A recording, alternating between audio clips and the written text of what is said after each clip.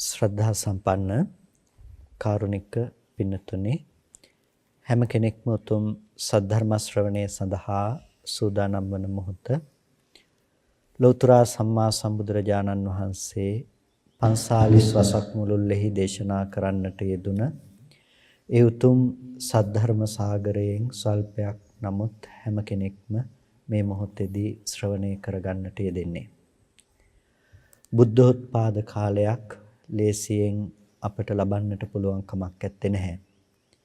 බුදුරජාණන් වහන්සේ නමකගේ මේ ලෝකයේහි පහළ වීම ඊටාම දුර්ලභ කාරණාවක්. ඒකට හේතුව තමයි ලාමක වීරයකින් ලාමක ශ්‍රද්ධාවකින් කවදාවත් උත්තරීතර දෙයක් සම්මා සම්බුද්ධත්වයේ වැනි යමක් ලබන්නට පුළුවන් කමක් නැත්තේ නැහැ. ලෝකයේහි එකම ප්‍රාර්ථනාවක් ඇතිව එබඳු ශ්‍රේෂ්ඨ වූ ගමන් මගක ගමන් කරන්නට උත්තරීතර මිනිසෙකුට හැරුණකොට වෙනත් කෙනෙකුට පුළුවන් කමක් නැත්තේ නැහැ. ඒ නිසාම මේ ලෝකේ ලෝතර බුදුරජාණන් වහන්සේ නමකගේ පහළ වීම ඊටාම දුර්ලභ කාරණාවක් බවට පත්වන්නේ. සඳහන් වෙන්නේ කෙනෙක් යම් කිසි විදිහකින් උදැල්ලක් පැසක් අරගෙන මේ පොළොව කොටන්නට පටන් ගත්තොත් මම මේ මහ පොළොව පෙරලලා ඉවර කරනවා කියලා එයා කවදා හරි දවසක මේ පොළොව කොටලා ඉවර කරයි. කෙනෙක් සම්මා සම්බුද්ධත්වයට පත් වෙනවා කියලා පාරමිතා පුරන්නට පටන් ගත්තොත් ඒක ලේසියෙන් කරන්නට පුළුවන් දෙයක් නෙමෙයි කියලා. එහි අසීරු භාවයේ පිළිබඳව දක්වන්නට ගෙනහැර දක්වපු උපමාවක්. අද දවසේදී අපි කාටත් ලැබිලා තියෙන්නේ ඒ උතුම් බුද්ධෝත්පාද කාලයක් බුදුරජාණන් වහන්සේ නමකගේ පහළ වුණ කාලවකවානුවක්. ඒ කාලය තුල අපට වටිනා මනුස්ස ජීවිතයකුත් ලැබිලා තියෙනවා. කන කැස් බෑව වියසිදුරින් අහස බලනවා වගේ කියලායි මනුස්ස ජීවිතය පිළිබඳව කතා කරනකොට දක්වලා තියෙන්නේ. ඒක සාමාන්‍යයෙන් කන කැස් බෑවෙක් වියසිදුරකින් අහස බලනවා කියන එක අසම්භව්‍ය සිද්ධියක් වගේ. ඒ වගේ තමයි මනුෂ්‍ය ජීවිතයක් ලබා ගැනීම කියන දේත් ලේසියෙන් කරන්නට පුළුවන් දෙයක් නෙමෙයි. අද මනුෂ්‍යෝ හැටියට ඉපදුණු අපිට මිනිසෙක් හැටියට උපදින්නට අවශ්‍ය කුසල් කිරීම එතරම් අසීරු කාරණාවක් නොවුනත් යම් විදිහකින් ත්‍රිසංගත ආදී ආත්ම භාවයකටපත් වුනොත් එබඳු කෙනෙකුට මනුෂ්‍යාත්ම භාවයක් ලබනවා කියන එක ලේසියෙන් කරන්නට පුළුවන් කමක් නැත්තේ නැහැ. හේතුව තමයි මිනිසෙක් දෙවියෙක් උපදිනවා නම් උපදින්නේ කුසලයක් නිසා, කුසල ධර්මයක විපාකයක් නිසා. සමහර විට ත්‍රිසංගත සතෙක් තමන්ගේ මුළු ජීවිත කාල පරිච්ඡේදයේ පුරාවටම එකම කුසල් සිතක්වත් උපදවන්නේ නැහැ. ඉතින් එහෙම තියෙනකොට ඒ අයට පුරුදු කරපු කර්ම තමයි බොහෝ දෙනෙකුට ප්‍රතිසන්දිය පිණිස හේතු වෙන්නේ. එහෙම තියෙනකොට කුසලයක් නැතිකොට ඒ අයට නැවත අරමුණු කරන්නට අකුසල් විතරයි ඉතුරු වෙන්නේ. ආපහු දුගතියට යනවා. සාමාන්‍යයෙන් අපාගත වුණාම කෙනෙක් ස්වභාවය තමයි එකපාර ඇවිල්ලා මනුස්ස ජීවිතයක ප්‍රතිසන්දි ගන්නෙ නැහැ. අවශේෂ කර්ම විපාක විදිහට ත්‍රිසංගත ආදී ආත්ම භාවයන් වල ඉපදිලා තමයි ක්‍රමානුකූල වෙන්නේ. ඉතින් ත්‍රිසංගත ආත්ම භාවයක ආය අකුසල් සිද්ධ කරගෙන ආය අපාය යනවා. ඔහොම ගිහිල්ලා කවදා හරි මනුස්ස ආත්ම භාවයක් ලබා ගත්තත් ඒක එකපාරම මේ හොඳ තැනක හොඳ විදිහට සියලු දේවල් ඇතිව ලේසියෙන් උපදින්නෙත් නැහැ. ඒත් උපදින්නේ ප්‍රත්‍යන්ත ජනපදයක ජීවත් වෙන්න අපහසු නොඑක් අකුසල ධර්මයන්ගෙන් පූර්ණ වටපිටාවක් සහිත තැන්වල තමයි උපදින්නේ. එහෙම ඉපදුනත් ඒත් කරගන්නේ අකුසල ධර්ම. ආයෙත් අර විදිහට ගිහිල්ලා ආයෙ මිනිස්සෙක් වෙනවා කියන එක ලේසියෙන් කරන්න බැරි දෙයක්. ඉතින් ඔහොම ගිහිල්ලා කවදා හරි දවසක ආය බුද්ධෝත්පාද කාලයක් ලෝකේ තියෙනකොට මනුස්ස ජීවිතයක් ලබනවා කියන එක පුණ්‍ය ධර්ම સિદ્ધ කරගන්නට අවශ්‍ය වටපිටාවක උපදිනවා කියන එක ලේසි කරුණක් නෙමෙයි. අපට අද හැම දෙයක්ම ඒ දුර්ලභ කරුණු සම්පූර්ණ වෙලා තියෙන අවස්ථාවක්. මේ අවස්ථාව තුළ අපි අපේ ජීවිතයේ දිහා අපි හැරිලා බලන්නට අවශ්‍යයි. සත්‍රුවන් මාලිගාවකට ගිහිල්ලා කෙනෙක් කිව්වොත් අපිට මොනවා හරි දෙයක් අරගෙන යන්නට කියලා අපි අරගෙන යන්නේ ඒක ඇතුළතින් තියෙන වටිනාම දෙයක්. නොවටිනා දෙයක් අපි අරගෙන යන්නේ නැහැ. අන්න ඒ වගේ තමයි අපිට මේ ලැබුණු අවස්ථාව තුළ අපි උත්සාහවත් වන්නට ඕනේ වටිනාම ඵලය වටිනාම දේ නෙලා ගැනීම සඳහා. දවසක් බුදුරජාණන් වහන්සේ ළඟට ඇවිල්ලා එක දෙවියෙක් ගාතාවක් කියනවා. අච්චෙන්ති කාලා තරයන්ති රත්තියෝ වයෝ ගුණානුපුබ්බං ජහන්ති ඒතං භයං මරණේ පෙක්කමානෝ පුඤ්ඤානි කෛරාත සුඛාවහානි කියලා. අච්චෙන්ති කාලා මේ කාලය ක්‍රමක්‍රමයෙන් ඉක්මිල යනවා. තරයන්ති රත්තියෝ රාත්‍රීන් ගෙවිල යනවා. වයෝ ගුණානුපුබ්බං ජහන්ති මිනිස්සුන්ගේ වයස ක්‍රමක්‍රමයෙන්ම උන් අතහැරලා යනවා. ගත වෙන හැම මොහොතක් පාසාම අපි මරණය කියන ධර්මයේ කරා ලං වෙන්නේ. රැයක් ගෙවිල යනවා කියලා කියන්නේ අපි ජීවත් වෙන්න තියෙන දවසක් අඩු වෙනවා කියන එක. දවසේ අවසානයේ තමයි රාත්‍රියකින් සනිටුහන් කරන්නේ. ඉතින් තරයන්ති රත්තියෝ කියව රාත්‍රීන් ක්‍රමක්‍රමයෙන් ගෙවිල ඉවර වෙලා යනවා. ඒ කියන්නේ ලෝකේ ඉන්න තියෙන දවස් ගෙවිල යනවා. මෙන්න මේක දකින නුවණැති කෙනා පුඤ්ඤානි කෛරාත සුඛාවහානි ජීවිතේට සැප ගෙනවිද්දෙන පින්කම් කරනවා කියලා මේ දෙවියා බුදුරජාණන් වහන්සේට කියනවා. බුදුරජාණන් වහන්සේ මේ දෙවියාගේ ප්‍රකාශය ඒ විදිහටම අනුමත කරන්නේ නැහැ. ප්‍රකාශය අනුමත කරන්නේ නැතුව බුදුරජාණන් වහන්සේ මේ ගාථාව වෙනස් කරලා දේශනා කරනවා. අච්චෙන්ති කාලා තරයන්ති රත්තියෝ වයෝ ගුණානුපුබ්බං ජහන්ති ඒතං භයං මරණේ පෙක්ඛමානෝ ලෝකාමිසං පජහේ සම්තිපෙක්කෝ. කාලය ගෙවිල යනවා. අච්චෙන්ති කාලයක ඇත්ත. තරයන්ති රත්තියෝ රැයක් ගෙවිල යනවා. මිනිස්සුන්ට ජීවත් වෙන්න තියෙන දවසින් දවස අඩු වෙලා යනවා. එතකොට මිනිස්සු මරණය කරා ලං වෙනවා කියලා දකිනකොට ඒ අය උත්සාහවත් වන්නට ඕනේ දෙවියා කිව්වේ සැප එළවන පින්කම් කරනවා කියලා. බුදුරජාණන් වහන්සේ දේශනා කරනවා ලෝකාමිසම් පජහේ සම්තිපෙක්කෝ. ලෝකාමිෂය දුරු කරන්නට එයා උත්සාහවත් වෙනවා කියලා.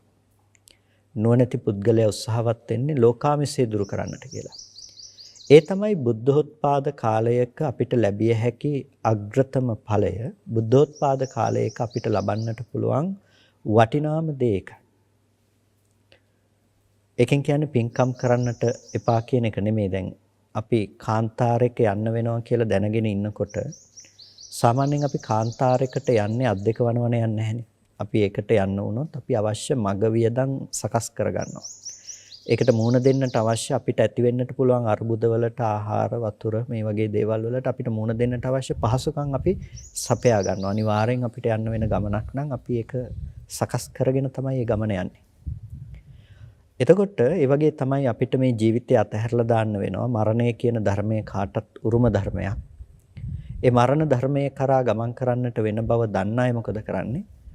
අර මග වියදම් සකස් කරගන්නවා. ඊළඟට ආපහු ඉපදුනොත් එතන සැපසහගත උත්පත්තියක් ලබන්නට කුසල් කරගන්න පුළුවන් වටපිටාවක උපදින්නට අවශ්‍ය මග වියදම් සකස් කරගන්නවා. ඒ නිසා පින්කම් කළ යුතුයි. හැබැයි ඒක නෙමෙයි නිෂ්ඨාව. ඒක නෙමෙයි කෙලවර. යම් කිසි විදිහකින් යම් ක්‍රමයක් තියෙනවා නම් අර අධධාන කාන්තාර ගමන නතර කරලා අපිට අභයස්ථානයකට යන්නට ඒක තමයි කළ යුතු දේ. මොකද කාන්තාර ගමන කියන එක කොහොමත් බය සහිතයි. අපි කොච්චර ලෑස්ති වෙලා ගියත් අපි හිතන්නේ නැති උවදුරු එතනට එන්න පුළුවන්කම තියෙනවා. වැලිකුණාට වෙන්නට පුළුවන්, අනිත් සොර සතුරන්ගෙන් සතුන්ගෙන් හානියට පත්වන්නට පුළුවන්. නොඑක් දේවල් එන්නට පුළුවන් අධධාන කාන්තාරයක. අධධාන කාන්තාරයේ වගේ අපි කවුරුත් පරක්තරක් නොපෙනෙන සසර ගමනක යන අය. මේකෙදි අපි හිතන්නේ නැති විදිහට අපි කොච්චර පින්කම් කළත් අපි හිතන්නේ නැති උවදුරු අපි කරා එන්න පුළුවන්කම තියෙනවා. අපිට වගකීම් සහතිකයක් දෙන්න පුළුවන් කමක් නැත්තේ නැහැ. මරණාසන්න මොහොතේදී මොකද්ද ඉදිරිපත් වෙන අවසාන සිත චුතිසිත විදිහට අපිට මොකද්ද ඉදිරිපත් වෙන්නේ කියලා කාටවත් වගකීම් සහතිකයක් දෙන්න පුළුවන් කමක් නැත්තේ නැහැ. එතකොට ඒ අනුව අපේ භවෝත්පත්තිය තීරණය වෙනවා මොන තැනකටද අපි ප්‍රතිසන්දි වශයෙන් යන්නේ කියන එක. එනිසා අපි නොහිතන දේවල් ගොඩක් සිද්ධ වන්නට පුළුවන්කම තියෙනවා අර අධධාන කාන්තාරයක යනවා වගේ මේ අනන්ත අප්‍රමාණ සසර ගමනක යනකොට. ඒ වගේම තමයි අද අපි ලබාගත් මනුස්ස ජීවිතය කියන එකත් පිනක විපාකයක්. අපි කරපු කුසලයක විපාකයක්. කුසලයක විපාකයක් විදිහට ලබාගත් මනුස්ස ජීවිතය තුළ අපේ ජීවිතේට දුක ගලාගෙන එන්නේ නැද්ද? අපේ ජීවිතේට දුක ගලාගෙන එනවා. ලෙඩවීම, මරණය, මහලු බව, අකමැති අය හා එක්වීම, කැමැති අයගෙන් වෙන්වීම, පතන දේ අපි හිතන දේවල් ඒ විදිහට සිද්ධ නොවීම, මේ ආදී නොයෙක් දුක්ඛයන්ට අපිට ජීවත් වෙනකොට මුහුණ දෙන්නට සිද්ධ වෙනවා. කුසල විපාකයක් විදිහට ලබාගත් ආත්ම භාවය තුලත් මේ විදිහට අපිට දුක උරුම නම් එහෙනම් ඒ කුසලයේහි විපාක ඒකාන්තයෙන් සැප ඇති තැනක් බවට පත්වන්නේ නැහැ. අන්න ඒ නිසා තමයි අපි එතන නතර නොවි ඊට වඩා පරතරක් සෙවිය යුතු වන්නේ. බුදුරජාණන් වහන්සේ ලෝකාමිසං පජහේ සම්තිපෙක්ඛෝ කියලා දේශනා කළේ මේ ලෝකාමිසය දුරු කරන්නට උත්සාහවත් වෙනවා කියලා දේශනා කළේ ඒ නිසා. කොහොමද අපි ලෝකාමිසය දුරු කරන්නට උත්සාහවත් වන්නේ? මොකද්ද මේ ලෝකාමිස ධර්මයන් කියලා කියන්නේ? අපි දන්නවා ආමිස කියන්නේ මොනවද කියන එක. ආමිස කියලා කියනකොට අපි දන්නවා ආමිස පූජා. බොහොම පාවිච්චි වෙන අපිට නිතර අහන්න ලැබෙන වචනයක් තමයි ආමිස පූජා කියලා කියන්නේ. ආමිසය කියලා කියන්නේ අපි ජීවත් වන්නට අවශ්‍ය ප්‍රත්‍යපහසුකම්. එහෙම නැතිනම් අපි සැපවත් ලෙස ගත කරන්නට අපි ඇති කරගන්න දේවල් වලට කියනවා සමස්තයක් විදිහට පොදුවේ ගත්තාම ආමිසය කියලා. එතකොට ඒ ආමිසය කියන එකේදී ලෝකාමිසය කියලා කියන්නේ ලෝකයා සතුටු වෙන තැන. ලෝකයා සතුටු වෙන තැන. ඒ කියන්නේ සාමාන්‍ය මනසක් තියෙන කෙනෙක්, පුහුදුන් මනසක් තියෙන කෙනෙක් යම් තැනක සතුටටපත් වෙනවා නම් ඒ සතුටටපත් වෙන තැනට කියනවා ලෝකාමිසය කියලා. ඒ සතුට ඔහු උරුම කරගන්නට හොයන දේවල් වලට කියනවා ලෝකාමිසය කියලා. ඒ සතුටු වෙන්නේ මොන දේවල් තුලද? රූප, ශබ්ද, ගන්ධ, රස, ස්පර්ශ කියන මේ ධර්මයන් තුල තමයි ලෝකයා සතුටටපත් වන්නේ. ඒ නිසා ඒ දේවල් වලට කියනවා ලෝකාමිස ධර්ම කියලා. රූප, ශබ්ද, ගන්ධ, රස, ස්පර්ශ ආදී ධර්මයන් පිළිබඳව අපේ හිතේ කැමැත්තක් ඇති වෙනකොට ඒක තමයි ලෝකයාගේ ආමිසය, ලෝකයා සතුටටපත් වන තැන හැටියට පෙන්වන්නේ. ලෝකාමිසම් පජහේ සම්තිපෙක්ඛෝ. මෙන්න මේ ලෝකාමිස ධර්මය තමයි අපි දුරු කළ යුතු වෙන්නේ.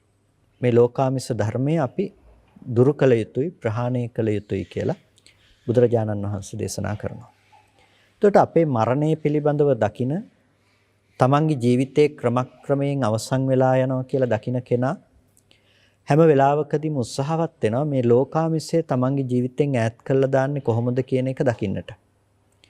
ලෝකාමිසය කියලා කියනකොට අපිට පුළුවන් කමක් නැහැ භෞතිකව තිබෙන රූපය අයින් කරන්නට, ශබ්දය අයින් කරන්නට, ගන්ධයේ, රසයේ, ස්පර්ශයේ ඉවත් කොට දමන්නට අපිට පුළුවන් කමක් නැත්තේ නැහැ. හැබැයි ඒ දේ ඉවත් කොට දමන්නට පුළුවන් කමක් නැති වුණත් අපිට බුදුරජාණන් වහන්සේ දේශනා කරන්නේ මේ දේවල් ඉවත් කරන ක්‍රමයක් පිළිබඳව. අන්න ඒ ක්‍රමවේදය තමයි අපි තේරුම් ගන්නට අවශ්‍ය. ඒ ක්‍රමවේදය තමයි අපි හොඳින් නුවණින් දකින්නට අවශ්‍ය වන්නේ. ඒක සාමාන්‍යයෙන් ලෝකයා හිතන චින්තන විශේෂයට අදාළ දෙයක් නෙමෙයි. ඒක ඉක්මවා සිටින දෙයක් තමයි ඒ ලෝකාමිසය දුරු කරන දර්ශනයේ බවට පත්වන්නේ. බුදුරජාණන් වහන්සේ දේශනා කරනවා චක්කුම් භික්ඛවේ පහතබ්බං. මහණෙනි ඇස ප්‍රහාණය කළ යුතුයි. රූපා භික්ඛවේ පහතබ්බා. රූප ප්‍රහාණය කළ යුතුයි. එතකොට මේ විදිහට කන, නාසය, දිව, රස, ඒ වගේම කය ස්පර්ශ ආදී මේ සියල්ලම ප්‍රහාණය කළ යුතු ධර්මයන් හැටියට බුදුරජාණන් වහන්සේ දේශනා කරනවා. දැන් අපි ටිකක් හිතලා බලන්නට ඕනේ මේ මොකද්ද මෙතනදී මේ පැහැදිලි කරන්නේ? ඇයි මේ ප්‍රහාණය කරන්නට කියලා කියන්නේ මොන ප්‍රහාණයද කියලා? අපි දන්නවා දැන් ඇහැ ප්‍රහාණය කරන්නට කියලා කිව්වා කියලා මේ කියන්නේ මේ තියෙන ඇහැ අයින් කරන්න කියලා නෙමෙයි. එහෙම ලබන නිවනක් ගැන නෙමෙයි බුදුරජාණන් වහන්සේ දේශනා කරන්නේ. රූප අයින් කරන්නට කියලා කියන්නේ අපිට මේ පෙනෙන භෞතික රූප ඉවත් කරන්නට කියන එක පිළිබඳව නෙමෙයි. එහෙනම් කුමන අර්ථයක් ඇඟවීම පිණිසද බුදුරජාණන් වහන්සේ මේ දේශනා කරන්න කියන එක පිළිබඳව අපිට හොඳ අවබෝධයක් තියෙන්නට ඕනේ. ඇහැ ප්‍රහාණය කරන්නට කියලා බුදුරජාණන් වහන්සේ දේශනා කළේ, රූප ප්‍රහාණය කරන්නට කියලා දේශනා කළේ අපිට මේ භෞතික ධර්මයන් පිළිබඳව අද යම්කිසි නිමිති අනුනිමිති වශයෙන් ඇති කරගත්ත තත්වයන් තියෙනවා නම් අන්න ඒ සියලු තත්වයන් අපි දුරු කළ යුතු, ප්‍රහාණය කළ යුතු ධර්ම. නැතිනම් ප්‍රහාණය කළ යුතු දේ. ඒ කියන්නේ බුදු පියාණන් වහන්සේ දේශනා කරන්නේ ධර්මය කියලා 아무තු දෙයක් නෙමෙයි. ලෝකේහි පවත්නා යථාභූත ස්වභාවය. ලෝකේ යම් ධර්මයක් යථාර්ථයක් විදිහට පවතිනවා නම් ඒ යථාර්ථයක් විදිහට පවත්නා දේ තමයි බුදුරජාණන් වහන්සේ ධර්මය කියලා අපිට දේශනා කළේ. එතකොට අපිට අවබෝධ කරගන්නට තියෙන්නේ ඒ ලෝකේ පවත්නා යථාර්ථය මිසක වෙනත් දෙයක් නෙමෙයි. ඒ යථාර්ථය අවබෝධ කරගන්නකොට ඒ යථාර්ථය අපිට පෙන්නුවේ අපි ලෝකය යම් දේවල් ටිකක් තුළින් ලෝකයේයි යන යමක් ඇසුරු කරනවා නම් අනේ ඇසුරු කරනු ලබන ටික තමයි අපට යථාර්ථය අවබෝධ කරගන්නට තියෙන තැන් ටික හැටියට දේශනා කළේ. ඒ කියන්නේ අපි ඒක ටිකක් අපේ ජීවිතයට සමීප කරගෙන අපි විමසලා බැලුවොත් අපි තේරුම් ගන්නට තියෙන්නේ ඇස කන නාසය දිව ශරීරය මනස කියන මේ ආයතන ධර්ම ටික පිළිබඳව. ලෝකේ යථාර්ථය පිළිබඳව තේරුම් ගන්නට යනකොට අපි සිද්ධ කළ යුතු වෙන්නේ අර භෞතිකය විච්ඡේදනය කරලා බලන දේ නෙමෙයි. අපි ආයතන හරහා ගන්න අරමුණු පිළිබඳව විශ්ලේෂණය කරගනු ලබන සිදුවීම පිළිබඳව තමයි අපි මෙනෙහි කළ යුතු දේ බවට පත්වන්නේ. එතකොට මේ විදිහට මෙනෙහි කරනකොට තමයි අපිට දකින්නට පුළුවන්කම තියෙන්නේ ලෝකේ පවත්නා යථාර්ථය මොකද්ද? ලෝකේ පවත්නා අවිද්‍යාව මොකද්ද කියලා. විද්‍යාව සහ අවිද්‍යාව කුමක්ද කියන එක වෙන් කරගන්නට පුළුවන්කම තියෙන්නේ එන්න ඒ විදිහට. විද්‍යාව කියලා කියන්නේ ලෝකේ පවත්නා ස්වභාවය පිළිබඳව දක්නා නුවණ. අවිද්‍යාව කියලා කියන්නේ යථාර්ථය පිළිබඳව නොදක්නා ස්වභාවය. අවිද්‍යාවේහි ලක්ෂණය තමයි ඇත්ත වහනවා බොරුවක් පෙන්නනවා. අවිද්‍යාවෙන් ප්‍රධාන වැඩ දෙකක් කරනවා. ඒ තමයි එකක් ඇත්ත වසා දමනවා, අනිත් එකෙන් බොරුවක් නිර්මාණය කරලා පෙන්නනවා. එතකොට මොකද්ද මේ ඇත්ත වහනවා කියලා කියන්නේ? ලෝකේ යම් දෙයක් යථාර්ථයක් නම් ඒ යථාර්ථය වසා දැමීම. දැන් අපි උදාහරණයක් හැටියට අපි මානසිකාරය කරලා බැලුවොත් අපේ ජීවිතයේ පැත්ත ගැන ඇහැට රූපයක් ගැටෙනකොට අපි ඇහැට රූපයක් ගැටෙන තැනක පවත්නා ධර්මතාවයේ පිළිබඳව නෙමෙයි අපේ දැනගැනීම තියෙන්නේ. දැනගැනීම තියෙන්නේ ප්‍රඥප්ති ආදී ධර්ම විශයක් පිළිබඳව. ඒ කියන්නේ දැන් අපිට මේ රූපේ දකිනකොට ඇහැට පේනවා වර්ණ සටහනක් පේනවා. බුදුරජාණන් වහන්සේකට පාවිච්චි කරන වන්න නිභා කියලා වචනයක් වර්ණ සටහනක් කියලා. නැතිනම් චිත්‍රයක් කියලා පාවිච්චි කරනවා. එතකොට මේ ඇහැට පතිත වෙන්නේ වර්ණ රූපයක්. අපි සාමාන්‍ය විදිහට ගත්තොත් මේ පරාවර්තිත ආලෝකයක් වර්ණ සටහනක් තමයි ඇහැට පේන්නේ. මේ වර්ණ සටහන ඇතුලේ කොයි වෙලාවකවත් ආවේ නැහැ වටාපත කියලා යමක් ආවේ නැහැ. එතකොට ඇහැට කවදාවත් වටාපත වූ යමක් පෙනිලා නැහැ. හැබැයි වටාපත වූ යමක් ඇහැට නොපෙනෙන තැනක අපිට පුළුවන්කම ලැබිලා තියෙනවා වටාපත කියලා දෙයක් ඇසුරු කරන්න. එතකොට එතන තමයි අර අවිද්‍යාවේ තියෙන ප්‍රධාන වැඩ දෙකක් කරනවා කියලා කිව්වේ. ඒ තමයි යථාර්ථය වහනවා. කොහොමද යථාර්ථය වහලා තියෙන්නේ? රූපයක් ඇහැට ගැටුණා කියන එක පෙන්නලා නැහැ. වටාපත වූ යමක් තියනවා කියන එක පෙන්නලා තියෙනවා. එතකොට මෙහෙම ලෝකෙට දකින්නකම නිසා තමයි ලෝකයට සතුටු විය යුතු තැන් සහ දුක් විය යුතු තැන් ලෝකයේ තුල හම්බෙන්නේ. සතුටු විය යුතු තැන් සහ දුක් විය යුතු තැන් ලෝකේ හම්බෙන්නේ. කියන්නේ වටිනකම් සහිත සහ නොවටිනාකම් සහිත දේවල් ලෝකයේ තුල ලැබෙන්නේ අපිට ඒ නිසා. අවිද්‍යාවෙහි ප්‍රතිඵලයක් විදිහට. බාහිර වස්තුව තුල කවදාවත් වටිනකමක් ඇත්තේ නැහැ. වස්තුව මත අපි පතිත කරන පවත්වන දෘෂ්ටිය මත තමයි අපිට වටිනකමක් නිර්මාණය කරලා දෙන්නේ. වස්තුවේහි වටිනකමක් නැහැ. වස්තුව මත ඇති කරගන්න දෘෂ්ටියෙන් අපිට වටිනකමක් නිර්මාණය කරලා දෙනවා. ඒ කියන්නේ දැන් අපි සරල උදාහරණයක් තුලින් ඒක විමසලා බැලුවොත් කඩදාසි කොලයකට හිමි වටිනකමක් නැහැ. කඩදාසි කොලයකට අයිති වටිනාකමක් නැහැ. හැබැයි කඩදාසි කොලයකට අයිති වටිනකමක් නැති වුණාට රුපියල් 5000කට අයිති වටිනකමක් තියෙනවා අපිට.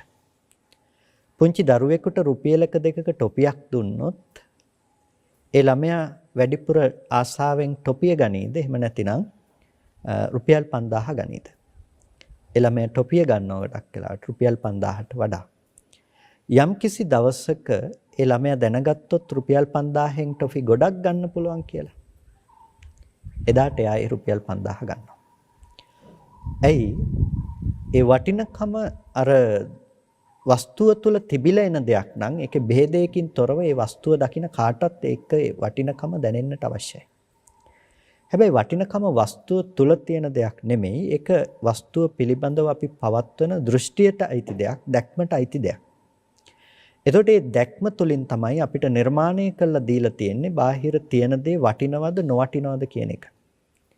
අපි දෙයක් ග්‍රහණය කරගන්නේ දෙයක් අල්ලගන්නේ වටිනා දෙයක් කියලා අපේ අර දෘෂ්ටියට අනුරූප විදිහට දෘෂ්ටියට අනුව තමයි අපි මේ බාහිර පවත්නා දේ ග්‍රහණය කරගන්නේ මේක ඊටාම වටින දෙයක් කියලා. එතකොට මෙන්න මේ විදිහට ලෝකේ කැමැති අකමැති දේවල් ඇති කරගෙන ඉන්න ලෝකෙට බුදුරජාණන් වහන්සේ දේශනා කරනවා මේ දෘෂ්ටිය සහ වස්තුව කියන එක දෙක එකට කරන්නට එපා. ලෝකෙ මේ දෘෂ්ටිය සහ වස්තුව කියන මේ දෙක එකට කරන්නට එපා. මේ දෙක දෙපැත්තකින් දකින්න. වස්තුව සහ දෘෂ්ටිය කියන මේක දෙපැත්තකින් දකින්න. ඒකට අපිට නුවණක් පෙන්නනවා දිත්තේ දිත්තමත්තම් භවිස්සති දැකීම දැකීම මාත්‍රයකින් අවසන් වෙනවා. දැකීම දැකීම මාත්‍රයකින් අවසන් වෙනවා. ඒක නුවණක්. නුවණක් කියලා කියන්නේ ලෝකයේ පවත්නා ධර්මයේ පිළිබඳව තියෙන ඥානයක්. දිත්තේ දිත්තමත්තම් භවිස්සති කියලා කියන්නේ සිදුවන සිදුවීමක් නෙමෙයි. ඒක සිදුවන සිදුවීමක් පිළිබඳව පවතින නුවණක්. දැකීම දැකීම මාත්‍රයකින් පස්සේ අවසానයි කියන එක. දැන් එකපාරක් දකින රූපයක් කවදාවත් ලෝකේ අපිට ආපහු දකින්නට පුළුවන් කමක් නැත්තේ නෑ. ඒ නිසා තමයි රූපය අනිත්‍යයි කියලා බුදුරජාණන් වහන්සේ දේශනා කරන්නේ. දැන් අනිත්‍යතාවයනේ අපි දැක්ක යුත්තේ. අපි නැවත නැවත මෙනෙහි කළ යුතු අනුපස්සනාවන් හැටියට අපිට දේශනා කරනකොට අනිච්චානුපස්සනා, දුක්ඛානුපස්සනා, අනාත්තානුපස්සනා ආදී ලෙසයි පෙන්වන්නේ. එතකොට ඒ අනිත්‍ය දුක්ඛ අනාත්ම කියන මේ ත්‍රිලක්ෂණ ධර්ම විදිහට අපි නැවත නැවත බැලිය යුතු වෙන්නේ එහි विद्यमान යථාර්ථයේ තේරුම් ගන්නට අවශ්‍ය නිසා. අනිත්‍යයි කියලා පෙන්වන්නේ මොනවාද? ඇස අනිත්‍යයි, රූපය අනිත්‍යයි, ඒ පවත්නා හිත අනිත්‍යයි කියලා මේ අනිත්‍යතාවය පිළිබඳව අපිට විවරණය කරන්නේ. දැන් ගොඩක් වෙලාවට අපි අනිත්‍ය කියන එක පිළිබඳව හිතාගෙන හිටියට මේ පවතින දේවල් වල අනිත්‍යක් කියලා බුදුරජාණන් වහන්සේ මේ ද්‍රව්‍යාත්මක වස්තු විදිහට තියෙන දේවල් හටගෙන නැති වෙනවා කියන එක පිළිබඳව නෙමෙයි නිවන් දකින්නට අවශ්‍ය වන අනිත්‍යතාවය හැටියට පෙන්වන්නේ. ලෝකෙත් අනිත්‍යක් තියෙනවා. ඒ ලෝකේ තියෙන අනිත්‍ය තමයි මේ ගෙවල් කැඩිලා බිඳිලා යනවා, මිනිස්සු මැරිලා යනවා. මේකත් අනිත්‍යක්. හැබැයි මේ අනිත්‍ය නෙමෙයි නිවන් දකින්න අපි අවබෝධ කරගන්නට ඕනේ, තේරුම් ගන්නට ඕනේ අනිත්‍ය. අපි සාමාන්‍ය මලගෙවල් වල සබ්බේ සංඛාරා අනිච්චාති කියලා ගැහුවට සියලු සංස්කාරය අනිත්‍යයි කිව්වට මේ ඉන්න මිනිස්සයා මැරලා යනවා කියන එකට නෙමෙයි සංස්කාරයන් අනිත්‍යයි කියලා දේශනා කළේ.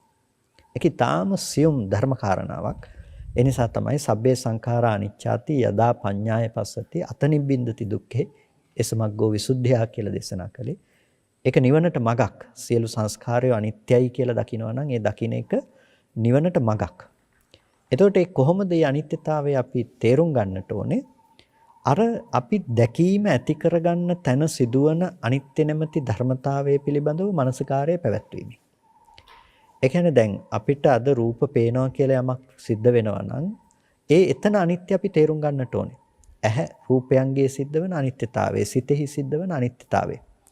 ඇහැ අනිත්‍යයි. ඇහැ අනිත්‍යයි කියලා කියන්නේ මේ තියෙන ඇහැ නැති වෙලා යනවා කියන එක නෙමෙයි. ඇස අනිත්‍යයි කියලා කියන්නේ මොකද්ද?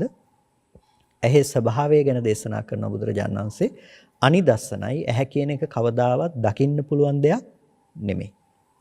ඇහැ කවදාවත් අපිට දකින්න පුළුවන් කමක් නැත්තේ නෑ. දකින්නවා නම් දකින්නේ මොකද්ද? දකින්නේ රූපය මිසක ඇස නෙමෙයි. දකින්නේ රූපය මිසක ඇස නෙමෙයි. ඒ කියන්නේ අපි කණ්ණාඩියක් ඉස්සරහට ගියත් අපි දකින්නේ ඇහැ නෙමෙයි, ඒ දකින්නේ රූපය කියන දේ. ඒකට අපි කියනවා පරාවර්තිත ආලෝකයක් වර්ණ සටහනක් තමයි අපි ඇහැට දකින්නේ කියලා. කළුවර වෙලාවක කණ්ණාඩි ඉස්සරහට ගියොත් අපිට ඇහැ කියලා දෙයක් පේන්නේ නැහැ. අපි ටෝච් එක අරගෙන ඇහැ පැත්තට ගහලා ඒ පරාවර්තනය වෙන ආලෝකය තමයි අපි ඇහැ කියලා දකින්නේ.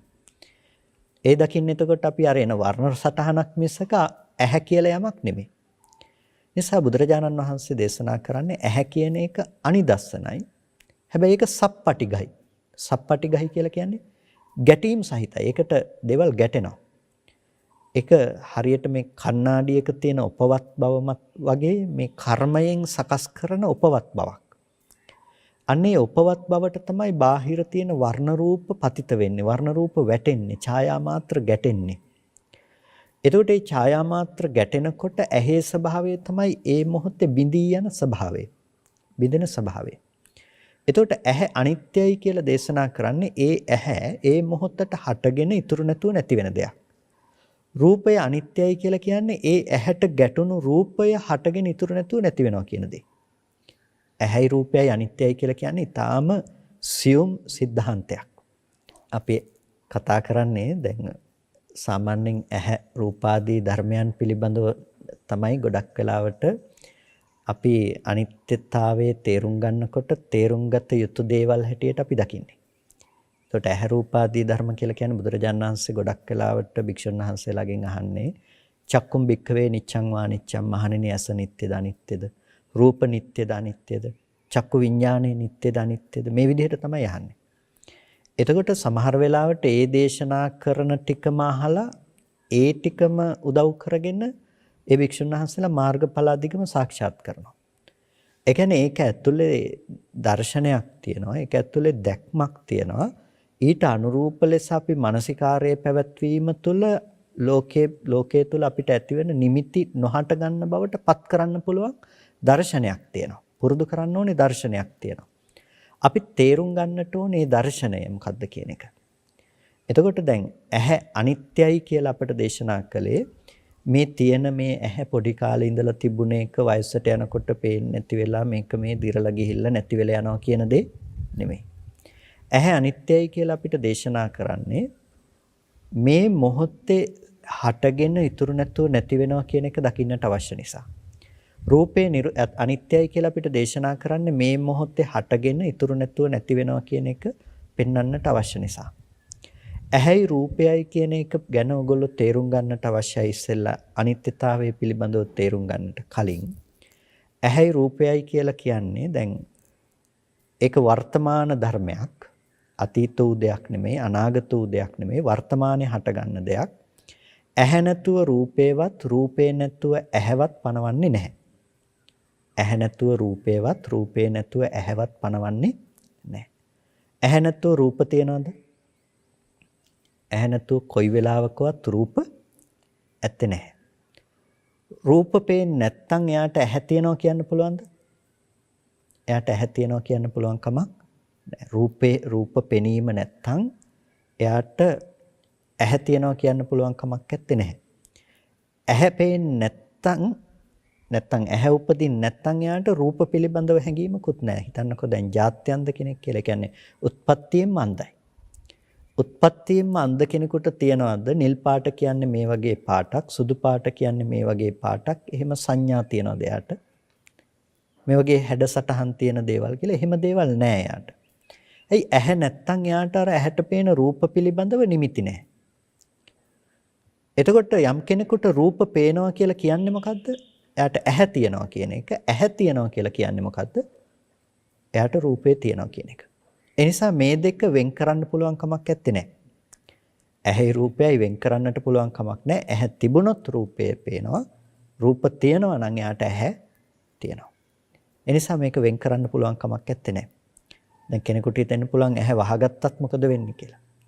ඇහැ වහගත්තත් අපිට රූප පේනවා. ඒක රූප පේන්නේ නැති ගතිය නැති වෙන්නේ නැහැ. කලවර ගතිය හරිය අපිට පේනවනේ. ඒ කලවර කියන එකත් රූපායතනයේටම සංග්‍රහ කරන දෙයක් මිසක ඒක වෙන දෙයක් නෙමෙයි. එතකොට ප්‍රසාදය කියලා කියන්නේ චක්කු ප්‍රසාදය තමයි ඇහැ කියලා මේ ශාස්ත්‍රයේ විස්තර කරන්නේ. චක්කු ප්‍රසාදය කියලා කියන්නේ ඊටාම සියුම් තැනක පහළවන ප්‍රසාදවත් දෙයක්. ඒ කියන්නේ කණ්ණාඩියේ තියෙන ඔපය වගේ මේ බාහිර තියෙන ඡායා පතිත කරගන්න පුළුවන් ස්වභාවය. ඒක ආලෝකයට සංවේදී ආලෝකයට බිඳී යන බවෙන් යුක්තයි. ඒකට ආලෝකයේ වැටෙනකොට ඊට අනුරූපව ඇහැ බිඳී යනවා. එතකොට එක ඇහෙන් රූප දෙකක් දකින්න පුළුවන් කමක් නැත්තේ නෑ. ආයෙත් ඇහැ උපදවන්නට ඕනේ. ඇහැ ඉපදුනාට පස්සේ තමයි අලුතෙන් රූපයක් ගැටෙන්නේ. එතකොට ඒ ගැටුණු ඇහැට ආය රූප දකින්න කියන දේ කරන්න බෑ. ආයෙත් අලුතෙන් උපදින්නට ඕනේ. මේ තාම සියුම් අවස්ථාවක සිදුවන සිදුවීමක්. එතකොට චක්කුව කියන දේ නැතිනම් ඇස කියන දේ නැවත නැවත උපදිනවා නැවත නැවත නැති වෙනවා. එතකොට ඇහැ නැතිව යන්න හේතු නම් බාහිර රූපේ ගැටීම කියන දේ පතිත වීම කියන දේ. එතකොට ඒ දේත් හටගෙන නැතුව යනවා. එතකොට මේ තමයි මේ දෙක අතර ඇස සහ රූපය අතර තියෙන සිදුවීම. බුදුරජාණන් වහන්සේ චක්ඛායතනය රූපායතනය පිළිබඳව විස්තර කරනකොට කොයි වෙලාවකවත් මේ දෙකෙන් එකක් විතරක් කියලා අනිත් එක අතහැරියේ නැහැ. දැන් සමහර වෙලාවට අපි ලෝකයේ පිළිබඳව විස්තර කරගන්නට යනකොට අපි හිතන විදිහ තමයි භෞතිකය තුළ රූප වෙනම තියෙනවා. ඒ තියෙන රූප තමයි අපි දකින්නේ කියලා.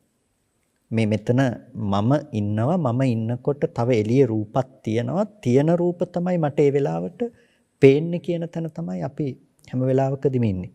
හැබැයි බුදුරජාණන් වහන්සේගේ විවරණය, ලෝකයේ පිළිබඳව කරපු විවරණය, ඔතන ඉඳලා කරපු විවරණයක් නෙමෙයි. භෞතිකව ලෝකේ තියෙනකොට මම මෙහි ජීවත් වෙනවා කියන තැන තියාගන්න විදිහට කරපු දේශනයක් නෙමෙයි.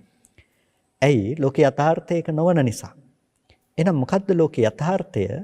නැතිනම් සිදුවන ඇත්තටම සිදුවීම අපි මෙහි යම් විදිහකටද කර්මය මතින් හේතු ටික නිසා මේ දේවල් සකස් කරගන්නේ, ඒ විදිහට තමයි අපිට ගෝචර වෙන්නේ. ඇහැ උපදින්නට හේතු 4ක් බුදුරජාණන් වහන්සේ දේශනා කරනවා. අවිද්‍යාව, කර්ම, තණ්හා, ආහාර කියලා හේතු 4ක්. කෙනෙකුගේ ඇහැ උපදින්නට හේතු වෙන හේතු 4ක් තියෙනවා. අවිද්‍යාව, කර්මය, තණ්හාව, ආහාර කියන හේතු 4ක්. එතකොට අවිද්‍යාව, කර්ම, තණ්හා කියලා කියන්නේ අතීත හේතු. අතීත හේතු කියලා කියන්නේ අපි මව් කුසකට ප්‍රතිසන්දි වශයෙන් බැස ගන්නකොටම තීරණය කරන දෙයක් තමයි මොන විදිහටද මේ රූපය ඇසුරු කරගෙන මේ රූපයේ ඇහැ සකස් කරන්න කියන එක. ඇතැම් විට එතනින්ම තීරණය කරනවා ඇහැ උපදවන්නේ නැද්ද, උපදවනවද කියන එක. එතකොට ඇහැ උපදවනවා නම් මොන මට්ටමේ ඇහැක්ද උපදවන්නේ කියන එකත් එතනදි තීරණය වෙනවා. ඒ කර්ම විශේෂ අනුව. එතකොට කෙනෙකුගේ කර්මය අනුව එයාට තිබුණොත් හදිසිය හරි හිතන්නකෝ මේ වර්ණ නොපෙනෙන තත්වයකට කියලා. එතකොට එයාගේ ලෝකේ එදා ඉඳලා එයා ඉපදුණු දවසේ ඉඳලා එයාට වර්ණ පේන්නේ නැති ලෝකයක්. වර්ණ පේන්නේ නැති ලෝකයක්. එතකොට අපේ ප්‍රසාදය අපිට හදලා තියෙනවා මේ විදිහට වර්ණ පේන විදිහට. එතකොට දැන් අපි කියනවා නම් භෞතිකය තුළ තියෙන රූපයයි අපිට පේන්නේ කියලා. මේ එකම රූපය පිරිස්සලට වෙන්වෙන්ව පේන්න පුළුවන්ද? ඒ කියන්නේ දැන් තිරසංගත සතෙක් ගත්තොත්, බල්ලෙක් වගේ සතෙක් ගත්තොත් එයාටත් අපිටත් දෙවියෙකුටත් මේ එකම රූපය එකම විදිහට පේනවද? එකම විදිහට පේන්නේ නැහැ. ඒ අයගෙන් වෙනස් වෙනවා. ඒ වෙනස් වෙන්නේ මොකක් නිසාද? අපි කියනවා නම් තියෙන රූපෙම පේනවා කියලා. මේ ඔක්කොටම මේක සමාන ලෙස නෙමෙයිද පේන්න ඕනේ. රූපය කියන දේ එක හේතුවක් විතරයි. මෙහි ප්‍රසාදයේ වෙනස් වෙනකොට පේන විදිහ වෙනස් කරගෙන තියෙනවා. ඒ පේන විදිහ වෙනස් කරන්නට හේතු තුනක් උපකාර වෙනවා. අවිද්‍යාව, කර්ම, තණ්හා කියන හේතු තුන. අද කර්මය වෙනස් වුණොත් ඊට පස්සේ පේන දේ වෙනස් වෙනවා. අද කර්මය කියන දේ වෙනස් වුණොත් පේන විදිහ වෙනස් වෙනවා. උදාහරණයක් හැටියට කිව්වොත් අර මිලක්කතිස්ස කතාවේදී මිලක්කතිස්ස වැද්දට ඇතිවෙච්ච අකුසල චිත්තය මොනතරම් බලවත්ද කියනවා නම් අර පැටවෙක් සමග මුවදෙනක් ඝාතනය කරනවා යා. ඒ වෙලාවේදී යාට මොනතරම් බලවත් අකුසල් චිත්තයක් හටගත්තද කියනවා නම් යාට ditta ධම්ම වේදනීය විදිහටම එයාගේ කර්මය වෙනස් වුණා. ඒ කර්මය විපාක දුන්නා යාට එයාගේ ditta ධම්ම වේදනීය විදිහට. එයාගේ අකුසල කර්මය නිසා යාට වතුර පේන්නේ නැතුව ගියා. දැන් අධිකතර පිපාසයක් දැනෙනවා යාට වතුර පේන්නේ නැහැ. පන්සලට ගිහිල්ලා පැම්පිරුණු භාජන දිහා බලනකොටත් එයාට පැම්පිරුණු භාජනවල වතුර පේන්නේ නැහැ. වතුර පේන්නේ නැති වෙනකොට හාමුදුරුවන්ට බනින්න ගත්තා. මේ හාමුදුරුවෝ කාලා නිදිනවා විතරයි වතුර ටිකක්වත් අඩුම පුරවලා තියන්නේ නැහැ කියලා හාමුදුරුවන්ට බනින්න ගත්තා. හාමුදුරුවෝ ඇවිල්ලා බලනකොට අර කලවල වතුර පිරීලා තියෙනවා. ඊට පස්සේ හාමුදුරුවෝ දැනගන්නවා ඒකාන්තයෙන් බලවත් අකුසලයක විපාකයක්. හාමුදුරුවෝ අහනවා ඔබ අද දවසේදී මොකද්ද කරපු වැඩේ, මොකද්ද කරපු කර්මය කියලා. ඊට පස්සේ ඔහු එදා දවසේ කරපු ක්‍රියාව කියනවා. පස්සේ ඒ කෙනාට හාමුදුරුවෝ බොහොම ධර්මයේ පිළිබඳව පැහැදිලි කරලා දෙනවා. නමුත් ඒ සිදුවීම දිහා බලනකොට බලන්න එතන සිද්ධ වුණේ මොකද්ද? ප්‍රසාදයේ වෙනස් වීම විතරයි. එයාට පේන ලෝකෙ වෙනස් වෙනවා. දැන් പ്രേත ලෝකයක උත්පත්ති ලැබනකොට මහා ගංගාවක් ළඟට ඒගොල්ලෝ ගියත් ඒ ගංගාවේ තියෙන මහා ජලස්කන්ධය පේන්නේ නැහැ. ඇල්ලුවත් ස්පර්ශ වෙන්නේ නැහැ. ඇයි? ප්‍රසාද රූප ටික විතරයි වෙනස් වෙන්න ඕනේ. අපි අද මේ ජීවත් වෙනවා කියන තැනම පේන ප්‍රසාදේ වෙනස් වුණොත් අපිට රූප පේන්නේ වෙනස් විදිහකට එතන ඉඳලා. ඒ වෙනස් කරන්න හේතු වෙන දේවල් තුනක් තමයි අවිද්‍යාව, කර්මය, තණ්හාව කියන හේතු ටික. ඒ හදාගත්ත හේතු ටික නිසා තමයි අද අපිට මේ රූපය ඇසුරු කරගෙන නැවත නැවත ඇහැ උපදවන්නේ. දැන් ඉපදුණු දවසේ ඉඳලා මැරෙනකම්ම අපිට ඇහැ උපදවන්නට යම්කිසි ශක්තියක් තියෙන්නට ඕනේ. ඒ හිතෙන් ඒ රූපේ නැවත නැවත උපදවන්නේ අර ප්‍රතිසන්දි ගත්ත කර්මයේ තියෙන කර්මජ ගතිය නිසා. ඒ කර්මජ ශක්තිය නිසා තමයි නැවත නැවත උපදවන්නේ. කර්මයෙන් හටගන්න දෙයක් හැටියට. ඒ නිසා මේ දේවල් උපදවන්නේ මොකක් නිසාද? කර්මයෙන් උපදවන දේවල්. චක්කු ප්‍රසාදේ කියන්නේ කර්මයෙන් උපදවන දෙයක් ඒක. ඒකයි අවිද්‍යා කර්ම තණ්හා කියලා මේ හේතු තුنين කතා කරන්නේ. එතකොට මේ හේතු තුනට විතරක් පුළුවන් කමක් නැහැ. ඒකට අවශ්‍යයි තවත් දෙයක්. ඒ තමයි වර්තමාන ආහාරය කියන දේ. වර්තමාන ආහාරය. ඒ කියන්නේ අපි කන බොන ආහාරය නිසා තියෙන ඕජාමය සාරය අවශ්‍යයි. ඒ රූපමය ගතියක් අවශ්‍යයි මේ ප්‍රසාදය හදන්න. අන්න ඒ ටික උපයෝගී කරගෙන තමයි ඇහැ උපදින්නේ. ඇහැ උපදින්න හේතු හතරයි එතකොට. අවිද්‍යා, කර්ම, තණ්හා සහ ආහාර කියන වර්තමාන හේතු ටික. එතකොට රූපයට තියෙන හේතුව මොකද්ද? රූපයට තියෙන හේතුවත් අවිද්‍යා, කර්ම, තණ්හා, ආහාර කියන හේතු ටිකමයි. ඇයි? දැන් හිතන්නකෝ දැන් මේ වටාපත මොකද්ද කරපු අවිද්‍යාව? ඒකට මොකද්ද තිබුණ කර්මය? ඒක මොකද්ද තිබුණ තණ්හාව? එතන මොකද්ද තිබුණ ආහාරය? ඒකට පෙන්වන්නේ අවිද්‍යා, කර්ම, තණ්හා කියන ආහාර කියන හේතු ටිකමයි. ඇහැට පෙන්නන හේතු ටිකම රූපයට පෙන්වන්නට තියෙන හේතුව තමයි මේ යම් විදිහකටද ඇහැ සකස් වන්නේ ඒ විදිහට තමයි ඒ ඇහැට පෙනෙන රූපය තීරණය වෙන්නේ. ඒ නිසා තමයි ඒ රූපයටත් මේ හේතු ටිකම දක්වන්නේ අවිද්‍යා, කර්ම, තණ්හා, ආහාර කියන හේතු ටිකම රූපේ උපදින්න හේතු විදිහටත්. නැතිනම් මේ මේසය හැදුනේ අවිද්‍යාවෙන්, මේසය හැදුනේ තණ්හාවෙන්, කර්මයෙන්, ආහාරයෙන් කියන එක කියන්න ඕන නිසා නෙමෙයි. අපි යම් විදිහකට ඇහැ හදාගත්ත විදිහට තමයි මේ රූපය අපිට ග්‍රහණය කරගන්නට පුළුවන්කම ලැබුණේ. එනිසා කාටවත් කියන්න පුළුවන් කමක් නැහැ මට පේන වර්ණයෙන්ම මට පේන හැඩයෙන්මයි මේක තියෙන්නේ කියලා. ඒක කෙනකෙනාගෙන් කෙනකෙනාට වෙනස් වෙන්නට පුළුවන්කම තියෙනවා. ඒ වෙනස් වෙන්නට පුළුවන්කම තියෙන්නේ ඇස ඇතිකල්හි රූපයත්, රූපය ඇතිකල්හි ඇසත් හටගන්න බව නිසා. එතකොට බුදුරජාණන් වහන්සේ මේ ඇහැ රූප ආදී ධර්ම පිළිබඳව දේශනා කළේ ඒ වගේ මහ ගැඹුරු තැනකින් අරගෙන. ගැඹුරු තැනකින් කියලා කිව්වේ ඒක ඊටාම සියුම් නුවණින් තේරුම් ගන්නට අවශ්‍ය, හොඳට කල්පනා කරලා බලලම අවබෝධ කරගන්නට අවශ්‍ය තැනක්. ඇස සහ රූපේහි ස්වභාවය. එතකොට ඇහැ අනිත්‍යයි කියලා කිව්වේ, රූපය අනිත්‍යයි කියලා කිව්වේ මේ එක මොහොතක මේ ධර්ම දෙක උපදිනවා, ඒ වගේම එක මොහොතක මේ ධර්ම දෙක බිඳී යනවා. ඒක තමයි ඇහැ අනිත්‍යයි, රූපය අනිත්‍යයි කියලා කිව්වේ. ඇහැට එක විටක පැමිණි වර්ණ සටහනක් නැවත කවදාවත් ආයෙ දකින්න පුළුවන් කමක් නැත්තේ නැහැ. එකපාර වැටුණු වර්ණ සටහනක් නැවත කවදාවත් අපිට ඇහැට දකින්න පුළුවන් කමක් නැත්තේ නැහැ. හැබැයි එකපාර ආපු වර්ණ සටහනක් නැවත කවදාවත් දකින්න පුළුවන් කමක් නැති වුණාට අපිට ඊයේ දැකපු එක අද දකින්න බෑද අද? අද අපි ඊයේ දැකපු එක අද දකිනවා. අන්න ඒක තමයි අද අපි රැස් කරගන්න අවිද්‍යාව කියලා කියන්නේ, මෝඩකම කියලා කියන්නේ. රූපේ යථාර්ථය තමයි කවදාවත් එකපාරක් දැකපු රූපය තව පාරක් දකින්න බැරි බව. ඒක හරියට එකම ගඟේ දෙපාරක් නාන්න බෑ වගේ. එකම ගඟේ දෙපාරක් නාන්න බෑනේ. අපි ආපහු බහිනකොට අර වතුර ටික යම් ගඟක් නිසා නම් අපි වතුර ටිකක් නිසා නම් ගඟ කිව්වේ ඒ ටික ආයේ නැහැ. ඒ වගේ අපි යම් රූපයක් නම් දැක්කේ ඒ රූපය ආයෙ දකින්න පුළුවන් කමක් නැත්තේ නෑ. ඒ වුණාට අපි මනසින් හැම වෙලාවකදීම ඇසුරු කරන්නේ මේ පැත්තේ ඇති කරගන්න නිමිත්තක්. ඒ නිමිත්ත ඇසුරු කරගන්න නිසා තමයි මීට කලින් තිබුණු රූපය අපිට ආපහු දකින්න පුළුවන්කම තියෙන්නේ. ඔයගොල්ලන්ට මේ බණ පටන් ගත්ත වෙලාවේ තිබුණු වටාපත මේ දිගටම දකින්න පුළුවන් කියලා හිතෙන්නේ ඒ නිසා තමයි. ඒ වුණාට යථාර්ථය තමයි ඔයගොල්ලන්ට එකම රූපයක් එක දිගට තිබීමක් කවදාවත් වෙන්නේ නැහැ. අලුතෙන් රූපයක් පේන තැනක ඔගොල්ලෝ හිතින් දැනගන්නවා හිතලා කලින් දැක්ක වටාපත. ඒක දැනගන්නකොට දැනගැනීම කියන තැනින් විතරක් අපි නතර වෙන්නේ. ඒක තමයි අපි වරද්ද ගන්න තැන.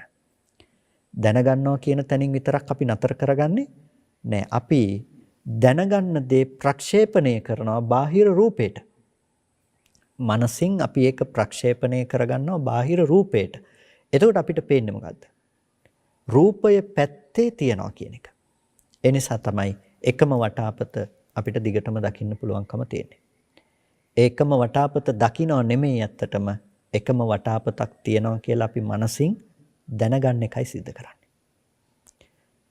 රූපයක් හටගෙන නිරුද්ධ වෙනවා. ඒක තමයි යථාර්ථය. රූපය හටගෙන ඇස හටගෙන රූපය හටගෙන නිරුද්ධ වෙන තැනක අපි වටාපත කියලා යමක් පිළිබඳව අපි විඳිනවා. ඒ වටාපත කියලා යමක් විඳින එක කවදාවත් ලෝකෙ තුල යථාර්ථයේ බවට පත්ුනේ නැහැ. වටාපත කියලා එකක් මේ රූපෙ තිබිලා ආවෙත් නැහැ. ඒ වගේම අපිට ඒක විඳින්න පුළුවන් කමක් නැත්තේ නැහැ රූපේ පැත්තෙන්. රූපේ පිළිබඳව වටාපත කියලා අපි ඇති කරගන්න හැඳිනීම දැන ගැනීම අපි රූපේ පැත්තට දාලා රූපේ පැත්තේ තියෙන දෙයක් හැටියට බලනවා. බුදුරජාණන් වහන්සේ මේකට දේශනා කරන්නේ මනෝ විතර්ක එළියට දානවා කියලා. මනෝ විතර්ක එළියට දානවා කියලා. ඒ නිසා අපිට කියනවා මනෝ විතර්ක ටික අකුලව ගන්න කියලා. ඉබ්බෙක් තමන්ගේ කටුවස්සට කකුල් අතපය ටික අකුල ගන්නවා වගේ මනෝ විතර්ක අකුලව ගන්න කියලා. දවසක් ඉබ්බෙක් එනවා. එතකොට බුදුරජාණන් වහන්සේ උපමා කතාවක් දේශනා කරනවා කුම්මෝපම සූත්‍රයේදී. ඉබ්බෙක් කෙනකොට නරියෙක් ඉස්සරහට එනවා. නරිය කල්පනා කරනවා අද නම් ඉබ්බගේ එළියට මොන හෝ අංගයක් දැම්මොත් මම මේක කඩාගෙන කනවම තමයි කියලා. එතකොට ඉබ්බ කල්පනා කරනවා නරියම දකින්නකොට අද නම් හිතාගෙන ඇති මාව කන්න මම නෙමෙයි එක කොටසක්වත් එළියට දාන්න කියලා. ඉබ්බ තමන්ගේ කටුවස්සට අතපය කකුල් හතර ඔක්කොම ටික ඇතුළට අරගෙන හෙල්ලෙන්නේ නැතුව ඉන්නවා.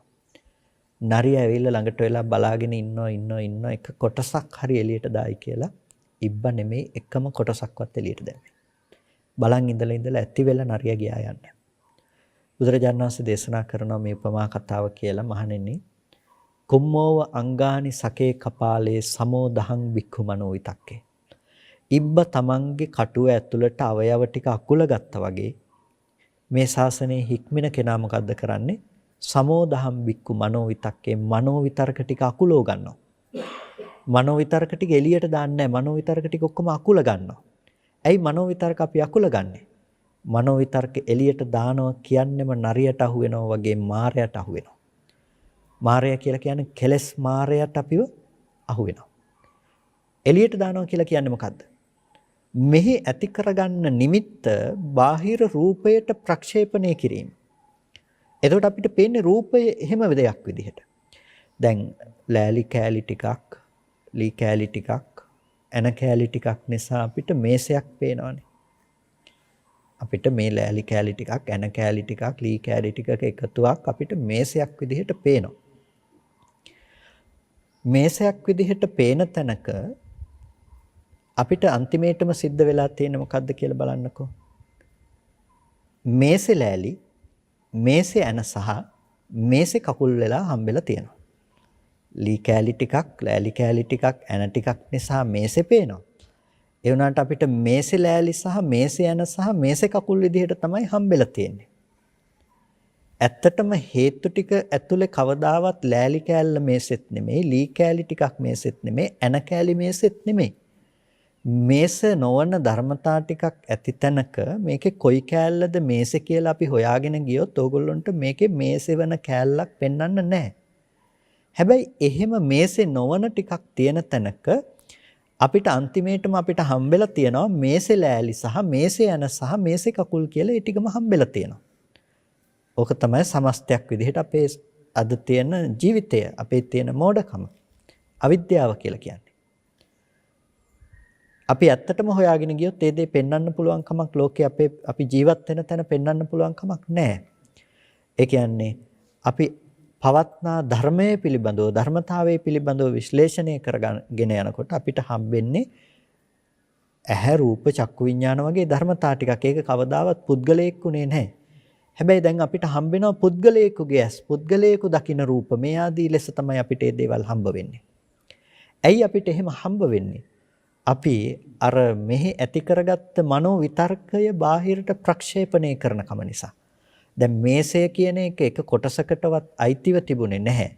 අයිතිව නොතිබුණු තැනක අපි මේසය හදාගත්තා වගේ අපි මෙහි ඇති කරගන්න දැන ගැනීම, මේක වටාපතයි කියලා ඔබ ඇති කරගන්න දැන ගැනීම කවදාවත් බාහිරට අයිති දෙයක් නෙමෙයි.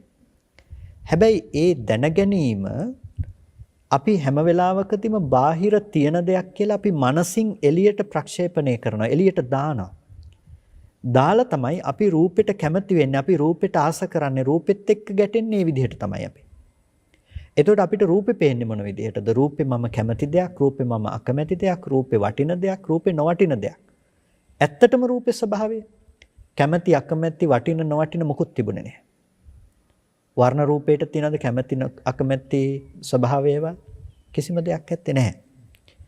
එතකොට අන්න ඒ ගතිය නොදන්නකම නිසා තමයි, ඒ මෝඩකම නිසා තමයි අපි ලෝකේ ජරා මරණ දුක විඳින්නේ.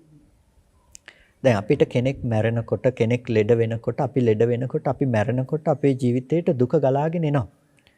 ඒ දුක ගලාගෙන එනකොට අපි ඒකට කියනවා ජරා මරණ දුක කියලා. ජරා මරණ දුක අපි විඳින්නේ මේ තියෙන මෝඩකම නිසා. නැතිනම් ලෝකේ ඇත්තටම පවතින ස්වභාවය මොකද්ද? පවතින ස්වභාවය තමයි ජරා මරණ ධර්මයක් පවතිනවා. ලෝකේ පවත්නා ස්වභාවයේ ජරා මරණ ධර්මයක්. ජරා මරණ ධර්මයක් කියලා කියන්නේ.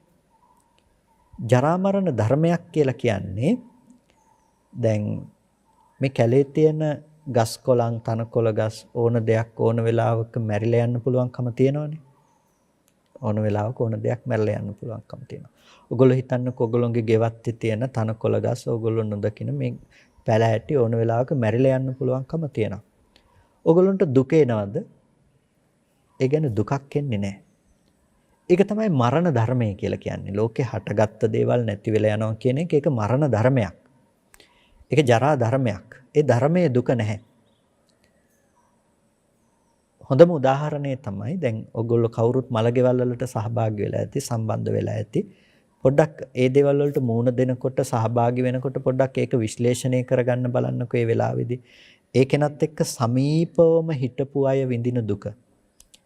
එයත් එක්ක ටිකක් දුරස්තව හිටපු අය විඳින දුක සහ ඒ පුද්ගලයා පිළිබඳව නොදන්නාම කෙනෙක් විඳින දුක. මේ තුන්දෙනා විඳින දුක එක සමානද? සමාන නැහැ. මේක අසමානයි. දැන් අපි කියනවා නම් කෙනෙක් මැරෙන නිසායි දුක එන්නේ කියලා අඩුම තරමේ මේ මැරෙනවා කියන එක දකින්න අයටවත් එක සමාන දුකක් ගේන්න ඕනේ නැද්ද? මැරෙන එක නම් දුක, මැරෙන නිසා නම් දුක එන්නේ. මේ මැරෙන එක නිසා එන දුක මේ අයටවත් එක සමාන විදිහට ගේන්න එපා. ඒකට එහෙම ගේන්නේ නැහැ. ඇයි? මරණ ධර්මයේ තියෙන තැනක මරණ දුක උපද්දගන්නේ කෙනා නිසා. තමන්ගේ හිත පැත්තේ නිමිති අර රූපේ පැත්තට ප්‍රක්ෂේපණය කරන්න පුළුවන් නම් වැඩිපුර කෙනෙකුට එයාට දුක එන සම්භාවිතාවය වැඩි වෙලා. ගැටෙන සම්භාවිතාවය වැඩි වෙලා. එතකොට දැන් තමන්ගේ පැත්තෙන් මට මෙහෙම කරපු මට මෙහෙම සලකපු මාත් එක්ක මේ විදිහට කටයුතු කරපු කෙනා කියලා තමන්ගේ පැත්තේ ඇති කරගන්න නිමිති ටිකක් තියෙනවා නම් ඒ නිමිති ටික අර මේ කෙනයි මේ මැරිලා තියෙන්නේ කියලා එළියට දානකොට මොකද වෙන්නේ මනසින්? අන්න තමන්ගේ ජීවිතේට දුක ගලාගෙන එනවා. ඒකයි අපි කියන්නේ හිතන්න පුළුවන් පරිසරයේ වැඩි වෙනකොට දුක වැඩි වෙනවා කියලා. එතකොට ඇත්තටම දුක ගෙනල්ලා තියෙන්නේ මරණ ධර්මයේද එහෙම නැතිනම් මරණ ධර්මයක් පිළිබඳව ඇති කරගත්ත වැරදි සංකල්පනාවද අපිට දුක ගෙනල්ලා තියෙන්නේ.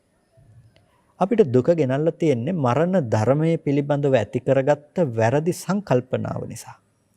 වැරදි සංකල්පනාව නිසා තමයි මරණ ධර්මය මරණ දුක බවට පත් කරලා තියෙන්නේ. ජරා ධර්මය ජරා දුක බවට පත් කරලා තියෙන ඒක නිසා. අපි මෙහෙම දකිනකොට මම කියලා මේ රූපය අල්ලගන්නවා නම් ඒ අල්ලගත්ත මම නැමැති රූපය දිරනවා කියලා පේනකොට අපිට දුක එනවා. හැබැයි අපිට ඇහැට පේන රූපය මම කියලා හිතන මෝඩකම නැත්තම් අපිට එතකොට මේ රූපේ දිහා බලනකොට දුක කියන දේ එන්න හේතු නැහැ.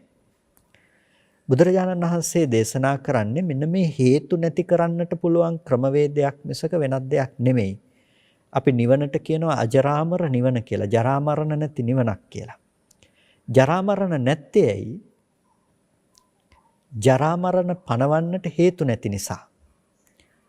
ඒ නිවන තුල දිරීම් නැහැ, මරණ නැහැ. ඇයි? ඒ කෙනාට මේ හටගත්ත ධර්මය ඉතුරු නැතුව නැති වෙනවා කියන ලෝකේ යථාර්ථය අවබෝධ වෙලා තියෙනවා. යථාර්ථයේ තේරුම් ගන්නට පුළුවන්කම ලැබිලා තියෙනවා. ඒ යථාර්ථය ඒ විදිහට තේරුම් ගන්නකොට ලෝකේ දුක් වෙන්නට තියෙන ඉඩකඩ තමයි මිනිස්සුන්ගෙන් අයින් වෙලා තියෙන්නේ. ඒ කෙනෙකුට කවදාවත් බනින්න පුළුවන් කමක් නැහැ. බැනලා දුකක් දෙන්න පුළුවන් කමක් නැත්තේ නෑ. ඇයි බැනලා දුකක් දෙන්න බැරි?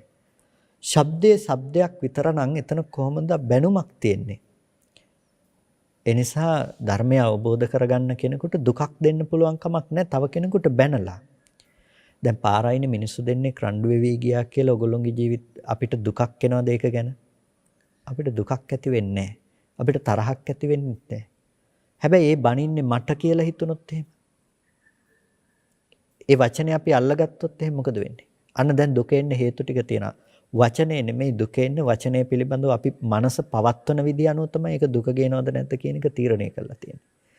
අන්න ඒ වගේ ලෝකේ අපිට දුක ගේන්න පුළුවන් පැති සියල්ලක්ම ආවරණය කරලා අපිට මේ දේ නැති කරන්නට පුළුවන්කම තියෙන්නේ මේ ලෝකයේ අර පවත්නා යථාර්ථය පිළිබඳව නුවණින් අවබෝධ කරගන්නා කෙනෙකුට. ඒ අවබෝධ ඥානය තිබුණොත් පමණයි අජරාමර සංඛ්‍යාත නිවන කියන දේ ලබා ගන්නවා කියන දේ කියන්නට සුදුසුකම තියෙන්නේ. ඒ දේ ලබන්න පුළුවන් කමක් නැත්තේ නැහැ. අපි ලෝකය ඇසුරු කරන තැන, ලෝකය ඇසුරු කරන විදිය පිළිබඳව අපි හොඳ නුවණක් පවත්වන්නේ නැත්තම්. ලෝකය ඇසුරු කරනවා කියන තැන අපි හිතාගෙන ඉන්නේ තිබුණ ලෝකෙක ඉපදිලා ලෝකේ තියෙනකොට අපි ජීවත් වෙලා ලෝකේ තියෙනකොට අපි මැරිලා යනවා කියන තැනක තමයි අපි හැමෝම ඉන්නේ. හැබැයි ඇත්තම කතාව තමයි අපි බලනකොට ලෝකේ පේනවා ඒ වගේම අපි පෙනීම නැති වෙනකොට පේන ලෝකේ නැති වෙලා යනවා. එහෙමනේ වෙන්න ඕනේ. රූපය කියන දේ හටගත්තු රූපේ ඉතුරු නැතුව නැති වෙනවා කියලා කියනවා නම් ඔයගොල්ලෝ දැකපු ලෝකය ආපහු තියෙන්න පුළුවන්ද? මම මෙහෙම ඇහුවොත් ඔයගොල්ලෝ ගෙදර ඉඳලා එන්නේ නැති. ගෙදර ඉඳලා ආපු ගෙදරට ආපහු ඔයගොල්ලන්ට යන්න පුළුවන්කම තියනවාද? ආපු ගෙදරට ඔයගොල්ලන්ට කවදාවත් යන්න පුළුවන්කම නැත්තේ නැහැ. ආපු ගෙදර තියනවාද කියලා ඇහුවොත් අන්තිමේටම දැකපු ගෙදර තියනවාද කියලා ඇහුවොත් කවදාවත් ඒ රූපය ආයෙ දකින්න පුළුවන් කමක් නැත්තේ නැහැ. ඒක දකින්න පුළුවන් නම් දකින්න පුළුවන්කම තියෙන්නේ අවිද්‍යාව නිසා මිසක වෙනත් දෙයක් නිසා නෙමෙයි. අපි ආපහු දකින්නකොට අපි හිතනවා අන්තිමේටම දැකපු ගෙදර තමයි මෙතන තියෙන්නේ කියලා. ඒ හිතන එක නිසා තමයි ওই ගෙදර විනාශ වෙනකොට, කැඩෙනකොට, බිඳෙනකොට අපිට දුක් වෙන්න වෙන්නේ. ඔක හොඳට පවත්ව ගන්න අපිට දුක් වෙන්න වෙන්නේ. හැමදේම තියෙන ගෙදර එළිය තියෙන නිසා.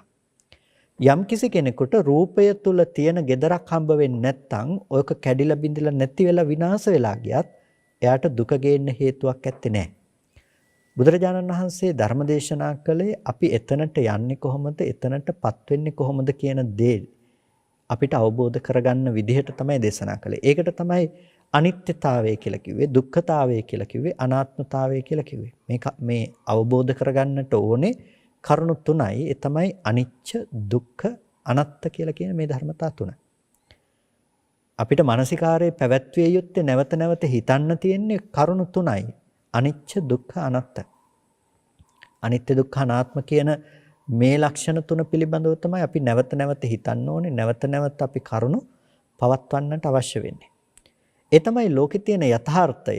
ඒ අනිත්‍යතාවය තමයි අපි අද නුවණින් ප්‍රතිවේද කරන්නට ඕනේ. අනිත්‍යයි කියලා කියන්නේ මොකද්ද? ඇහැ හටගෙන නැති වෙනවා, රූපය හටගෙන නැති වෙනවා, කන හටගෙන නැති වෙනවා, ශබ්දය හටගෙන නැති වෙනවා. ඒ වගේම හිත ඒ තැන හටගෙන නැති වෙනවා කියලා දකින දර්ශනය.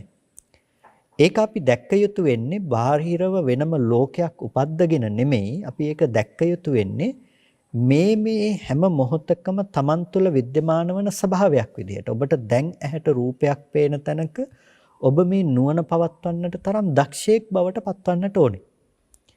ඇහැට රූපේ පේන තැනක සිද්ධවන්නේ මෙහෙම දෙයක් කියන නුවණ පවත්වන්නට තරම් දක්ෂයෙක් වන්නට ඕනේ. ඒ නුවණ පවත්වන්නේ යම් පමණකටද ඒක අවබෝධ කරන ප්‍රතිශතය එපමණකට තමයි තියෙන්නේ. හිතන්නේ නැති කෙනෙකුට ඒකට කියන අනුපස්සනා කියලා. අනුපස්සති කියන්නේ නැවත නැවත පුන පුනා නුවණින් දකිනවා කියන එක. ඒ විදිහට නැවත නැවත පුන පුනා නොදකින කෙනෙකුට ඒක දකින්න පුළුවන් කමක් නැත්තේ නැහැ. හැබැයි නැවත නැවත පුන පුනා ඒ පිළිබඳව මානසිකාරය කරන කෙනෙකුට තමයි මේ දෙක අතර තියෙන මේ දුරස්ත භාවය තේරුම් ගන්න පුළුවන්කම තියෙන්නේ. මොකක්ද? යථාර්ථය තේරුම් ගැනීම අතර තියෙන දුරස්ත භාවය. දැන් අපිට ඇහැට පෙනිලා වටාපත වූ රූපයක් තියෙනවා කියලා දැනගෙන ටික වෙලාවක් ගියාට පස්සේ තමයි අපිට නුවණ උපදින්න පුළුවන්කම තියෙන්නේ මෙතන සිද්ධ වුණේ මෙහෙම ධර්මතාවයක් කියලා. ඒක තමයි සාමාන්‍ය ස්වභාවය. රහතන් වහන්සේ නමකගේ පවත්නා නුවණ කියලා කියන්නේ මේක හටගෙන නිරුද්ධ වුණාට පස්සේ ඒ පිළිබඳව නුවණ පවත්වන්න දක්ෂයි උන්වහන්සේ. මෙතන මේ Nirodhayයි මෙතන හටගෙන නිරුද්ධ වුණා කියන එක ගැන නුවණ පවත්වන්න පුළුවන් උන්වහන්සේට. අපිට ඒක පුළුවන් කමක් නැහැ. අපිට පේන්නේ හටගෙන නිරුද්ධ වුණාට පස්සේ වටාපත කියලා දැනගෙන ඒක තියනවා කියලා වැරදියට හිතලා දැන් අපිට පුළුවන් මේ සිද්ධ වුණ සිදුවීම පිළිබඳව මානසිකාරය කරන්න. ඒක තමයි අනිත්‍ය පැත්තෙන් අපි කරන්නේ. එහෙම කරනකොට අපිට මුලින් මේක හිතන්න ගන්නකොට ටිකක් අමාරු වෙනවා. එතකොට සමහර වෙලාවට අපිට මේ ගැන හොඳට කල්පනා කරන්න වෙනවා විනාඩි 5ක් 10ක් 15ක් 20ක් මේක ගැන අපිට හොඳට නුවණ පවත්වන්න සිද්ධ වෙයි. හැබැයි මේක හිතට පුරුදු කරන්න ගත්තාම ඔබටම තේරුම් ගන්න පුළුවන් දැන් ගොඩක් හිතන්න ඕනේ දෙවෙනි පියවරට යනකොට ඔබට දැන් අර නුවණින් මේක දිහා බලන් ඉන්න පුළුවන්. මේ දෙක අතර තියෙන පරතරය ටිකෙන් ටික අඩු කරගන්න පුළුවන්කම තියෙනවා. ඊට පස්සේ මේ දෙක අතර කිසිම පරතරයක් නැතුව ඔබ දැකලා හිතින් දැනගෙන ඉවර වෙනකොටම ඔබට නුවණ උපදින්න පුළුවන්. දැකපු දේ හටගෙන එතනම ඉතුරු නැතුව නිරුද්ධ වුණා. දැනගත්ත දේත් හටගෙන ඉතුරු නැතුව නැති වෙනවා කියලා. බය වෙන්න එපා. එකෙන් කියන්නේ මේ ඩිමෙන්සියා වගේ එකක් හැදිලා මේක මොකද්ද කියලා මේ මතක නැති වෙලා ගිහිල්ලා කියන එක නෙමෙයි. දකින්න දේ පිළිබඳ දැනගැනීමෙහි නෙමෙයි වරද තිබුණේ. දකින්න දේ දැකීම මාත්‍රයෙන් ඉවරයි කියන එක දන්නෙත් නැහැ. දැනගන්න දේ දැනගැනීම මාත්‍රයක් පමණයි කියන එක දන්නෙත් නැහැ. ඒ නිසා මේ දෙකම එකයි කියන තැන තමයි මෝඩකම තිබුණේ. මේ දෙකම එකයි කියලා ගන්න කම ඇතුලේ තමයි අවිද්‍යාව තිබුණේ. දැන් නැති වෙලා යන්නේ අවිද්‍යාව මෝඩකම මිසක වෙනත් දෙයක් නෙමෙයි. එතකොට මේ දෙකම එකයි කියලා හිතන මෝඩකම නැති වෙලා යනවා. හැබැයි දැනගන්න බැරි වෙලා නැහැ.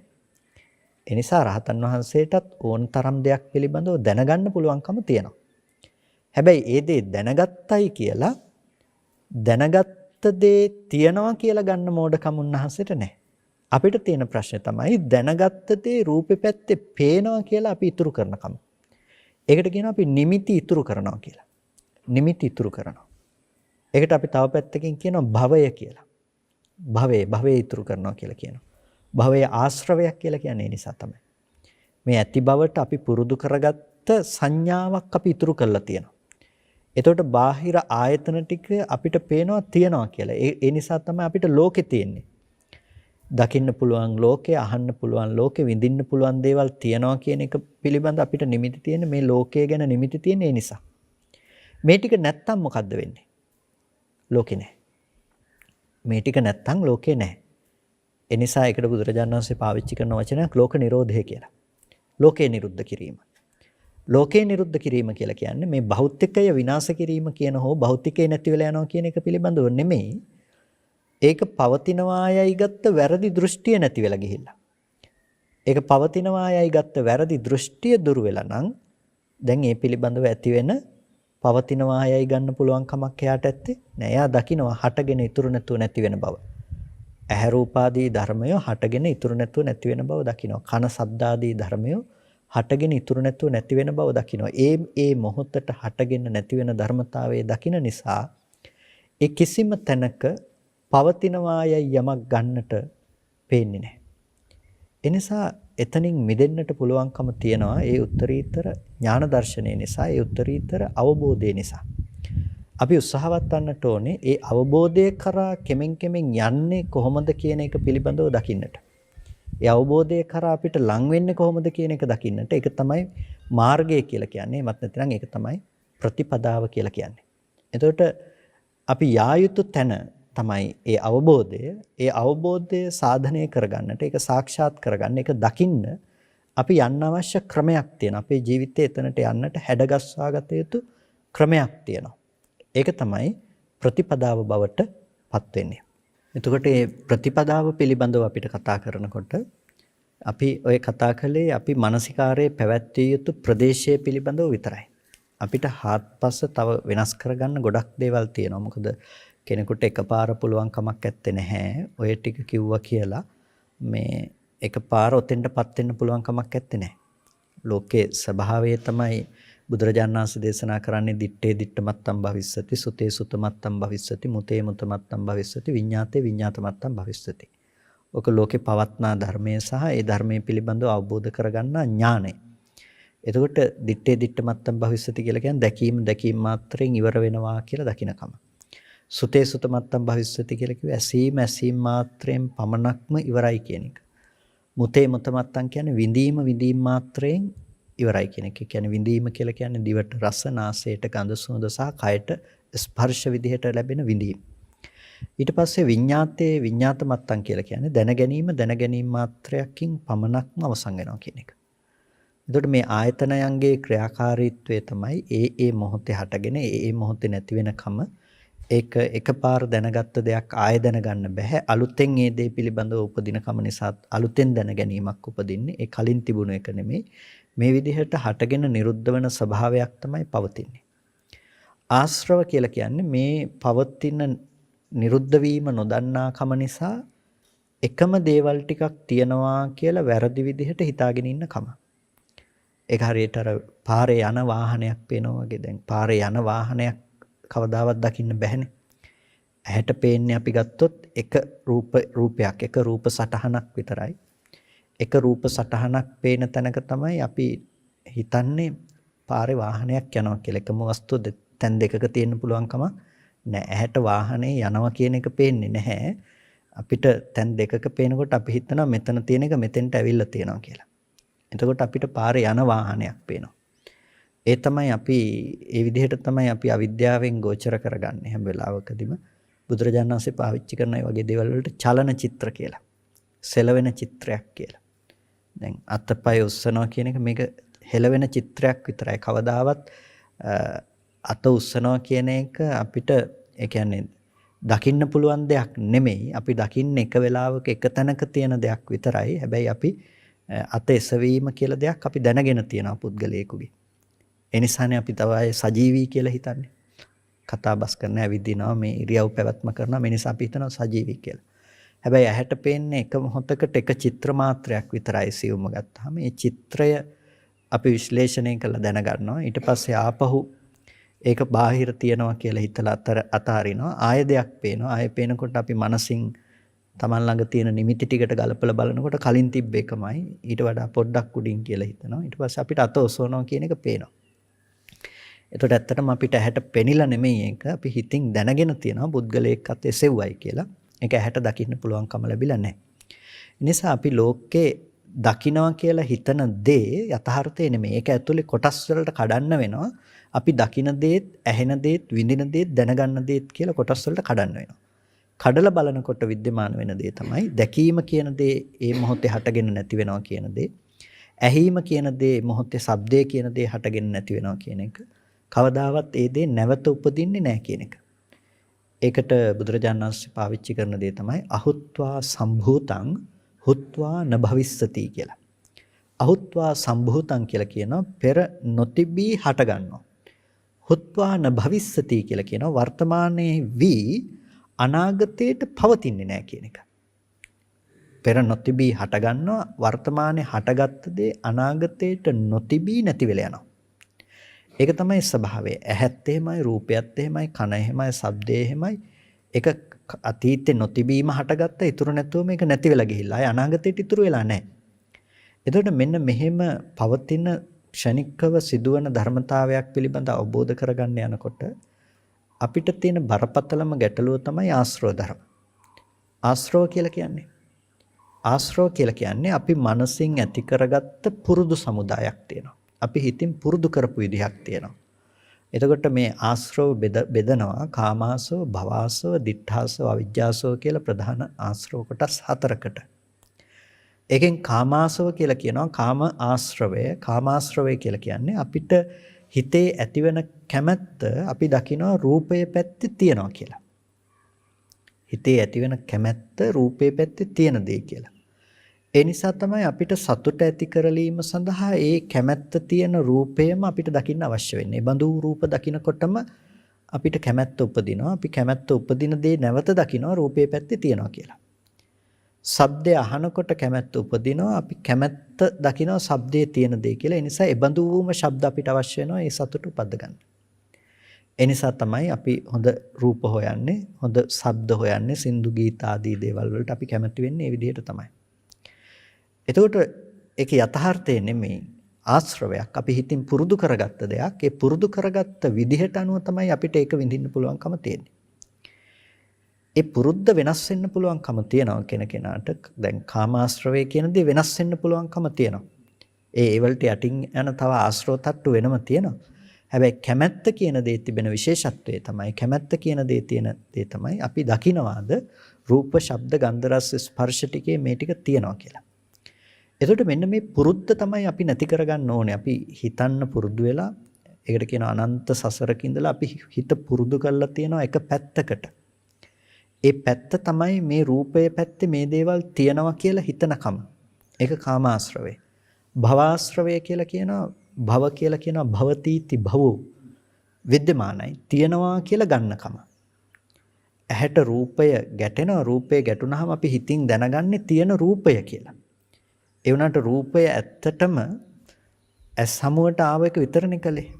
එතනින් එහාට දෙයක් ඒක කලේ නැහනේ. ඒ රූපේ එතනම හටගෙන නැති වෙලා යනවානේ. ඒ වුණාට අපි නැතිවීම පිළිබඳව දකින්නේ අපි හිතනවා පෙනුන රූපේ එළියේ තියනවා කියලා. ඒ නිසා තමයි අපිට මේ වස්තු තියනවා කියලා ගේන්නේ. එතකොට මේ තියනවා කියන කමත් එක ආශ්‍රවයක්. ඒකට කියනවා භව ආශ්‍රවය කියලා. භව ආශ්‍රවය. එතකොට දැන් අපිට ලෝකේ කැමැත්තක් තියෙනවා. රූපේ පැත්තේ අපේ කැමැත්ත උපදවන ගතියක් තියෙනවා. කැමැත්ත උපදවන ගතිය විතරක් නෙමෙයි. අපිට මේ කැමැත්ත උපදවන ආදී දේවල් එළියේ තියනවා කියන බවක් තියෙනවා.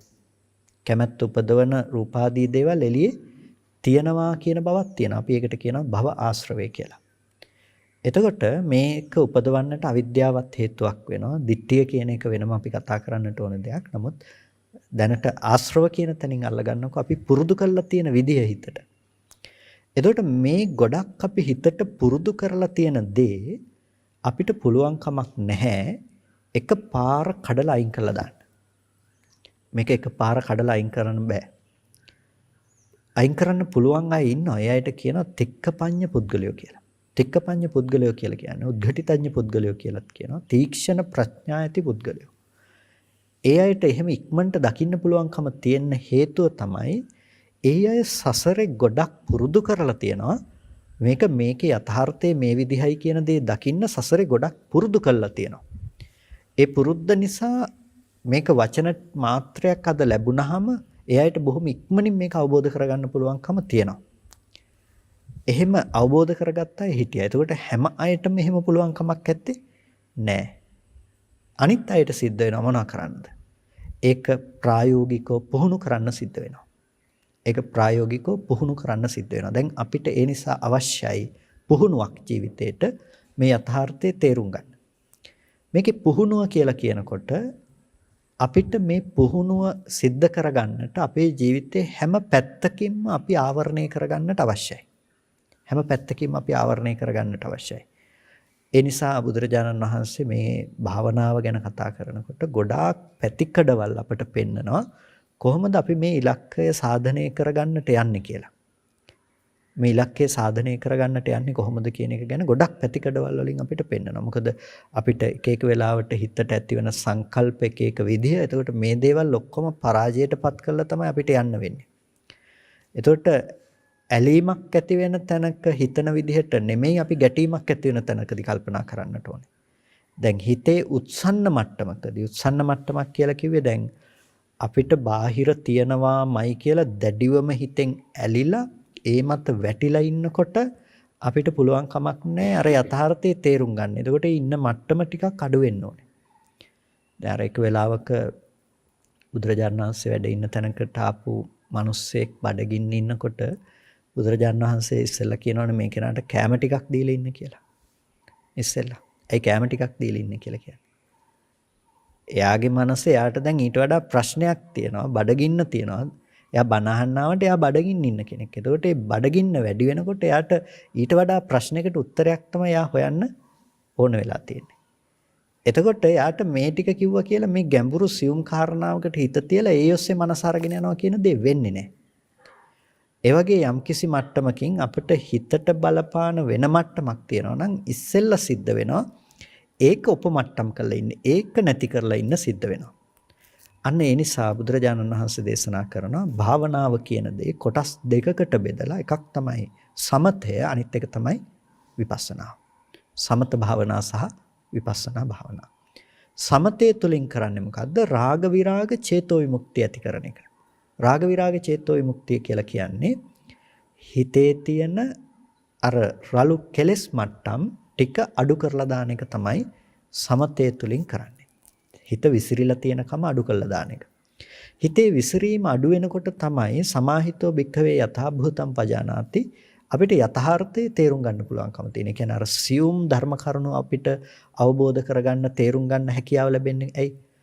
එතකොට හිත නිශ්චලව තියෙනකොට. දැන් උපමාවක් දේශනා කරන බුදුරජාණන් වහන්සේ දැන් යම් කිසි වතුරක් නිතර නිතර කැළතෙනකොට මේක කැළති තියෙනකොට මේකේ අඩිය අපිට ලේසියෙන් දකින්න පුළුවන්ද?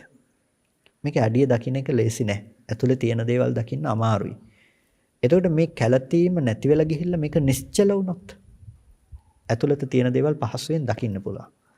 අන්න ඒ වගේ තමයි මේ මනසත් මේක නැවත නැවත කැළතෙනවා වගේ එක එක අරමුණු වල එක එක ඇලීම් ගැටීම් වලින් උත්සන්න වෙලා නම් මේක යථාර්ථය දකින්න කියන දේ කරන්න බෑ. ඒ නිසා අපි කරන්නට ඕනේ මේ උත්සන්න වෙච්ච කම අඩු කරගන්නට ඕනේ. අන්න ඒකට අපිට පෙන්වනවා භාවනාව. එතකොට මේ භාවනාවේදී සමතයේ තුලින් කරන්නේ අර අරමුණු වල එහෙට මෙහෙට ගොඩක් විසිරිලා කැළතිලා තියෙනකම අඩු කරලා දාන එක. ඒකේ සමතයේ තුලින් අපිට කරන්නේ හිතේ තියෙන අර වැඩි ටික උපමට්ටම් කර දැමීම. අසුබේ තුලින් රාගය යටපත් කරනවා. මෛත්‍රිය තුලින් ද්වේෂය යටපත් කරනවා. එතකොට මරණානුස්සතිය ආදී දේවල් තුලින් වීරය උපදවලා දෙනවා. තමන්ගේ මරණය පිළිබඳව සිහිපත් කරනකොට දැන් ගොඩක් වෙලාවට මිනිස්සු ජීවත් වෙන්නේ මැරෙන්නේ නැහැ වගේ. මැරෙනවා කියන එක ගැන හිතන්නත් කැමැත්තක් සාමාන්‍යයෙන් අඩුයි ගොඩක් දෙනෙකුගේ. ඒ කියන්නේ යථාර්ථයට මුහුණ දෙන්න මිනිස්සු කැමති නැහැනේ කොහොමද? ඉතින් අර මැරෙනවා කියන එක ගැන හිතනකොට ඒක නිකන් අර අසම්භව්‍ය දෙයක්. නිකන් ඒක අයහපත් දෙයක් ගැන කිව්වා වගේ හැඟීමක් තමයි තියෙන්නේ. අර මලගෙවල් වල නිවන් සැප ලැබේවා කියලා ගහලා දැන් නිකන් නිවන් සැප ලැබේවා කිව්වත් මැරෙන්න කිව්වා වගේ අදහසක් තමයි මිනිස්සුන්ගේ තියෙන්නේ. එතකොට අර ඒ වගේ මරණය කියන එක මිනිස්සු ගොඩක් අකමැති කරන දෙයක්. හැබැයි බුදුරජාණන් වහන්සේ දේශනා කරන දෙයක්. මරණ ධම්මෝම්හි මරණ ධම්මං අනතීතෝති ගහට්ටේනවා පබ්බජිතේනවා අබින්නම් පච්චවෙක්කිතබ්බං. මරණය උරුම කොටගෙන ඉන්න කෙනෙක්, මරණය ස්වභාව කරගෙන ඉන්න කෙනෙක් කියලා ගිහියා විසිනුත් පැවිද්දා විසිනුත් හැම වෙලාවකදීම මෙනෙහි කරන්න කියලා කියනවා. ඇයි ඒ මෙනෙහි කරන්නේ? ඒ තමයි වීරිය උපදව ගන්න තියෙන ක්‍රමය. අපි වීරිය උපදව ගන්න ඕනේ. එතකොට මට පේනවා නම් මම මැරෙනවා ඊළඟ මොහොතේ උනත් මම මැරෙන්න පුළුවන්. එහෙනම් මැරෙන්න කලින් මම කරගන්න ඕන දෙයක් තියෙනවා. අසරණ වෙන්නේ නැති වෙන්න මම කරගන්න ඕන දෙයක් තියෙනවා. මේක කියන්නේ මේ ඍණාත්මක වෙලා ඒක මත ඇදගෙන වැටෙන්න කියන එක නෙමෙයි මානසිකව. මම ලෙඩ වෙනවා කියලා ඒක මත ඇදගෙන වැටෙන්න නෙමෙයි කියන්නේ. අපි යන පාරේ ගිනි අඟුරු වලක් තියනවා කියලා අපි දන්නවා නම් අපි ගිනි අඟුරු වලක් තියනවා කියලා දැනගෙන දැන් ඉඳලා පරිස්සම් වෙන්න එතනට යනකොට අපිට පරිස්සමෙන් යන්න අපි උත්සාහවත් වෙනවා කියන එක ඒකට කියන්නේ මේ ඍණාත්මක සිතුවිලි වලින් ඉන්නවා කියන එක නෙමෙයි. ඒක තමයි ධනාත්මක බව. ඒ තමයි අනාගතේ එන්න පුළුවන් උවදුරු දැකලා ඒකට දැන් ඉඳලා සූදානම් වෙන එක. එතකොට මට එන්න පුළුවන් ජරා මරණ ධර්ම ගැන මම හිතනකොට මට ඒකට මුහුණ දෙන්න සූදානම් වෙන්න පුළුවන්. ඒ තැන්වල දුක උපද්ද ගන්න නැතුව කොහොමද මං වාසය කරන්න කියන තැනට සූදානම් වෙන්න පුළුවන්. එතකොට අන්න ඒ විදිහට දැන් සූදානම් වෙනකොට අපිට පුළුවන්කම තියෙනවා අර දේ අපි කරා එනකොට දුක නැතුව ඉන්න තත්ත්වයට අපේ හිත හදාගන්න. ඒ නිසා ඒ වීරය ඇති කරගන්න ඕන වෙලාවට ඒ දේවල් ගැන හිතන්නට අවශ්‍යයි. ඊට පස්සේ අස්මිමාන සමුග්ඝාතයේ පිණිස අනිත්‍ය දැකිය යුතුයි කියනවා. අස්මිමාන සමුග්ඝාතයේ පිණිස කියන්නේ වෙමි කියන හැඟීම දුරු කරන්න අවශ්‍ය නම් එයා අනිත්‍ය දැකිය යුතුයි කියලා කියනවා. දැන් අපිට කරන්න වැඩ කීපයක් පෙන්නනවා. මොකද්ද? රාගය ඇති වෙනකොට අසුබේ වඩන්න, ඒ වගේම ද්වේෂයක් හට ගන්න වෙලාවට මෛත්‍රිය වඩන්න, වීරය අඩු වෙන වෙලාවට මරණ සත්‍ය ආදී දේවල් භාවිත කරන්න, ඒ වගේම අස්මිමාන සමුග්ඝාතයේ පිණිස වෙමි කියන හැඟීම දුරු කර ගැනීම පිණිස අනිත්‍ය සංඥාව දියුණු කරන්න. එතකොට ඔන්න අපිට සමතය සහ විපස්සනාව පැත්තෙන් සංක්ෂිප්ත ලෙස භාවනාව කැටි කරලා දුන්න කරන්න දෙයක් අපිට කිව්වා. දැන් අරක සාධනය කරගන්න යන්න ඕනේ. මේක තමයි ලෝකේ ප්‍රතිඵලය. මේක අවබෝධ කරගන්න යන්න ඕනේ. දැන් යන තැන ගැන ඉස්සෙල්ලා අපිට ගැඹුරු වුණත් කතා කරන්න වෙනවා. ඒ නිසා තමයි චතුරාර්ය සත්‍ය ධර්මයේ දේශනා කරනකොට බුදුරජාණන් වහන්සේ ඉස්සෙල්ලා දුක දේශනා කළා. දුක ඉපදුනේ කොහොමද කියලා දේශනා කළා. මේ දුක නැති කරනවා නම් කොහොමද නැති කරන්න කියන දුකේ නැතිවීම පිළිබඳව දේශනා කළා. ඊට පස්සේ නැති කරන මාර්ගය ගැන දේශනා කළා. හැබැයි අද ගොඩක් වෙලාවට ධර්මය අහන ගොඩක් දෙනෙක් ඕකේ අනිත් පැත්තේ ඉඳලා තමයි පටන් ගන්නෙ. ඉස්සෙල්ලම ඕනේ වෙන්නේ මොකද්ද? කරන්න දෙයක් ඕනේ. ඉස්සෙල්ලම ඕනේ ඉන්නේ කරන්න දෙයක්. ඒකින්ද ඉස්සෙල්ලම මිනිස්සුන්ට ඕනේ භාවනාවක්. කොතෙන්ටද භාවනා කරන්නේ? භාවනාව ඇතුලේ මොකද්ද මම සාක්ෂාත් කරන්නේ? කොතෙන්ටද යන්නේ මම? ඒකට ඉස්සෙල්ලා ඕනේ භාවනාව කියන්නේ. ඒ නිසා ගොඩක් අය ධර්මයට යොමු වෙනකොට පටන් ගන්න තැන තමයි භාවනා කරන්න පටන් ගන්න එක. භාවනා කරන්න පටන් ගන්න තැනින් නෙමෙයි ධර්මයට ප්‍රවේශය පටන් ගන්නට ඕනේ. අපි භාවනා කළ යුතු වෙන්නේ යම් අර්ථයක් අපේ ජීවිතය තුළ සාධනය කරගන්න. ඒකට අපිට අනිවාර්යෙන් අනුමාන ඥානයක් අවශ්‍යයි. කොතෙන්ටද යන්නේ කියන එක පිළිබඳව. ඒ නිසා තමයි බුදුරජාණන් වහන්සේ ඉස්සෙල්ලා දුක ගැන දේශනා කළේ, ඊට පස්සේ සමුදය ගැන දේශනා කළා, නිරෝධය ගැන දේශනා කරලා මාර්ගය ගැන දේශනා කළේ. එතකොට අපිට අවබෝධ කරගන්නට තියෙනවා ඉස්සෙල්ලා අනුමාන වශයෙන් කොච්චර ගැඹුරු වුණත් අපිට තේරුම් ගන්න ඕනේ අපි තේරුම් ගන්න තියෙන්නේ මෙහෙම තැනක් කියන එක ගැන. ඒකයි දුක අවබෝධ කරගන්න කියලා දේශනා කළේ. ජීවිතේ දුක අවබෝධ කරගන්නට ඕනේ. දුක කියලා කියන්නේ මං හරි දුකෙන් ඉන්නේ කියන එක ගැන නෙමෙයි. මට දුක විඳින්න තියනවා කියන එකත් නෙමෙයි අපි අවබෝධ කරගත යුතු දුක. ඒ කියන්නේ කවුරුත් දුක් විඳිනවනේ නේ. මිනිස්සු වුණාම කාටත් දුක්කට මුහුණ දෙන්න සිද්ධ වෙනවා. දුක් වේදනාවට. අපි ඒව ගැන කියනවා ජාතිපි දුක්ඛා, ජරාපි දුක්ඛා, ව්‍යාධිපි දුක්ඛෝ, මරණම්පි දුක්ඛං, අප්පේහි සම්පයෝගෝ, පියේහි විප්පයෝගෝ, යම්පිච්ඡන්න ලබති තම්පි දුක්ඛං. අපි දුක වර්ගීකරණය කරනවා. ඉපදීම, ලෙඩවීම, මරණය, මහලු බව, අකමැති අයත් එක්ක එකතු වීම, කැමැති අයගෙන් වෙන්වීම, පතන දේ නොලැබීම, මේ දේවල් දුකයි කියලා අපි දුක කතා කරනවා. මේ ඔක්කොම දුක මොකද්ද? හිතට දැනෙන දුක. එක්ක කයට දැනෙන දුක. මේක වේදනාවක් නේ. මේ වේදනාව කාටත් දැනෙනවනේ. මේ ටික දැනුණා කියලා වින්ද කියලා දුක අවබෝධ වෙනවද? මේ ටික දැනුණා කියලා දුක අවබෝධ වෙන්නේ නෑ කාටවත්. මේක නෙමෙයි දේශනා කරපු දුක්ඛාරය සත්‍ය කියලා දේශනා කළේ. ওই ටික ගැන විතරක් නෙමෙයි. මොකද්ද දේශනා කළේ? අපිට ඔක්කොගෙම මුල දේශනා කරනවා. ඊට පස්සේ වැදගත්ම කොටසක් මොකද්ද? සංකිට්ඨේන පංච උපාදානස්කන්ධ දුක්ඛ. කෙටියෙන්ම කියනවා නම් පංච උපාදානස්කන්ධය දුකයි කියලා දේශනා කරනවා. දැන් අපි අවබෝධ කරගන්න තියෙන දුක මොකද්ද? අර දුකටත් මුල් වෙන කෙටියෙන්ම කියනවා පංච උපාදානස්කන්ධ දුක අපි අවබෝධ කරගන්නවා. ඒ දුක අවබෝධ කරගන්නකොට ඒක මට වේදනාවකින් විතරක් දැනෙන දුකක් එහෙම නෙමෙයි. කයට දැනෙන වේදනාවක් හරි හිතට දැනෙන විඳීමක් නිසා හරි දැනෙන දුකක් ගැන කතාවක් නෙමෙයි ඒක. එහෙනම් ඒ දුක මොකද්ද? ඒ දුක පින්නතුනේ හැම වෙලාවකදීම ලක්ෂණ ටිකකින් නුවණින් අවබෝධ කරගත යුතු දෙයක්. ඒක නුවණින් තේරුම් ගන්න තියෙන. ඒක විඳීමෙන් තේරුම් ගන්න තියෙන එකක් නෙමෙයි, නුවණින් තේරුම් ගන්න තියෙන එකක්. මොකද්ද මේ දුක? ඒකට කියනවා සංකත දුක්ඛ ලක්ෂණය. පීලන දුක්ඛ ලක්ෂණය, විපරිණාම දුක්ඛ ලක්ෂණය, සන්තාප දුක්ඛ ලක්ෂණය කියලා හතරක් තියෙනවා. දැන් මේවල වචන විදිහට ඔයගොල්ලන්ට මතක හිටින්නේ නැත්නම් ඒ ගැන එච්චර හිතන්න එපා. අහල පුරුදු නැති වෙනකොට පාලි වචන ගැඹුරුයි කියලා හිතෙන්න පුළුවන්. නමුත් මේකේ කියන අර්ථය ඔයගොල්ලෝ හිතට තියාගන්න ප්‍රධාන වශයෙන්ම මොකද්ද මේ දුක්ඛ ලක්ෂණයක් හැටියට දේශනා කරන්නේ? කොටින්ම කියනවා නම් හේතු නිසා හටගන්නවා, හේතු නැති වෙනකොට නැති වෙනවා කියන එක දුක්ඛ ලක්ෂණයක්. ඇයි දුක්ඛ ලක්ෂණයක් කියලා කියන්නේ? පහත් වූ ක්ෂයවන ධර්මයක්. ඒක තමයි වචනේ තේරුම. දුක්ඛ කියලා කියන්නේ දු උපසර්ග පූර්ව පදයක්. ඒක දු උපසර්ගයෙන් කියන්නේ පහත් කියන එක. ක කියන්නේ ක්ෂය වීම අර්ථයේ යෙදෙන එකක්. එතකොට මේ පහත් වූ ක්ෂයවන ධර්මයන් පිළිබඳව තමයි මෙතනදී හඳුන්වන්නේ. එතකොට මේ වේදනාවක් ගැන කතාවක් නෙමෙයි, පහත් වූ ක්ෂයවන ධර්මයන් පිළිබඳව කරපු විග්‍රහයක්. එතකොට ඒ මොනවාද? මේ ස්කන්ධ ධර්මය. ඒක මට ඕන විදියට හදනවා කියන එක නෙමෙයි, හටගෙන නැති වෙන දෙයක්. ඒකයි බුදුරජාණන් වහන්සේ දේශනා කරන්නේ රූපය අනිත්‍යයි කියලා අපි මුලින්ම කතා කළානේ. ඒ කතා කළේ මොකද්ද? මට ඕන විදියට මට පුළුවන් ද ඇහැ තියාගන්න. මට ඕන විදියට පුළුවන් ද රූපේ තියාගන්න. බෑ, ඒක හටගෙන ඒකේ ආයු සම්පතිය පැවතිලා නැති වෙලා යනවා. ඒක මොහොතින් මොහොත නැති වෙලා යනවා. ඒ නැති වෙලා යන නිසා තමයි අලුතෙන් රූපය ඇහැට එන නිසා කලින් එක නොවන නිසා තමයි මේ රූපේ මරණ ධර්මයේ මට විද්‍යමාන වෙන්නේ. එතකොට ඒක මං පුද්ගලයෙක්ගේ කියලා දකිනකොට මට පේනවා මරණ දුකක් කියලා දෙයක් පේනවා. එතකොට මෙන්න මේ විදිහට ලෝකේ අපි දුක්ඛාර සත්‍ය තේරුම් ගන්නකොට අපි තේරුම් ගන්න තියෙන්නේ මේ ලෝකේ හේතු නිසා හටගන්න ධර්මයෝ හේතු නැති වෙනකොට නැති වෙලා යනවා. ඒක තමයි දුක්ඛ ලක්ෂණය. දැන් අපි අවබෝධ කරගන්න යන්නේ ඔන්න ඔය දුක්ඛාර සත්‍ය අවබෝධ කරගන්න ඕනේ. එතකොට ඒක ඒ විදිහට ඇති වෙන්න හේතුව තමයි සමුදය සත්‍ය. සමුදය කියන්නේ මොකද්ද? තණ්හාව. සමුදය කියලා කියන්නේ තණ්හාව. තණ්හාව කියලා කියන්නේ හැම වෙලාවකදීම අර මම හරි ආසයි කියලා අපි කියන ලෝභය කියන තැනින්ම ගන්න තණ්හාවක් විතරක්ම නෙමෙයි. සමුදය සත්‍ය කියනකොට ඊට වඩා ගැඹුරින් අපිට මේක කතා කරන්නට තියෙනවා. නිකාන්ති තණ්හා කියලා කියන එක නිකාන්තික්ෂණයේ තියෙන තණ්හාවක්. ඒ තණ්හාව ඊටාම සියුම්. ඒ තණ්හාව සියුම් කියලා කියන්නේ අපි අකමැති දෙයටත් තණ්හා කරනවා. අකමැති දෙයටත් තණ්හා කරන එක තමයි තණ්හාවේ තියෙන ස්වභාවය.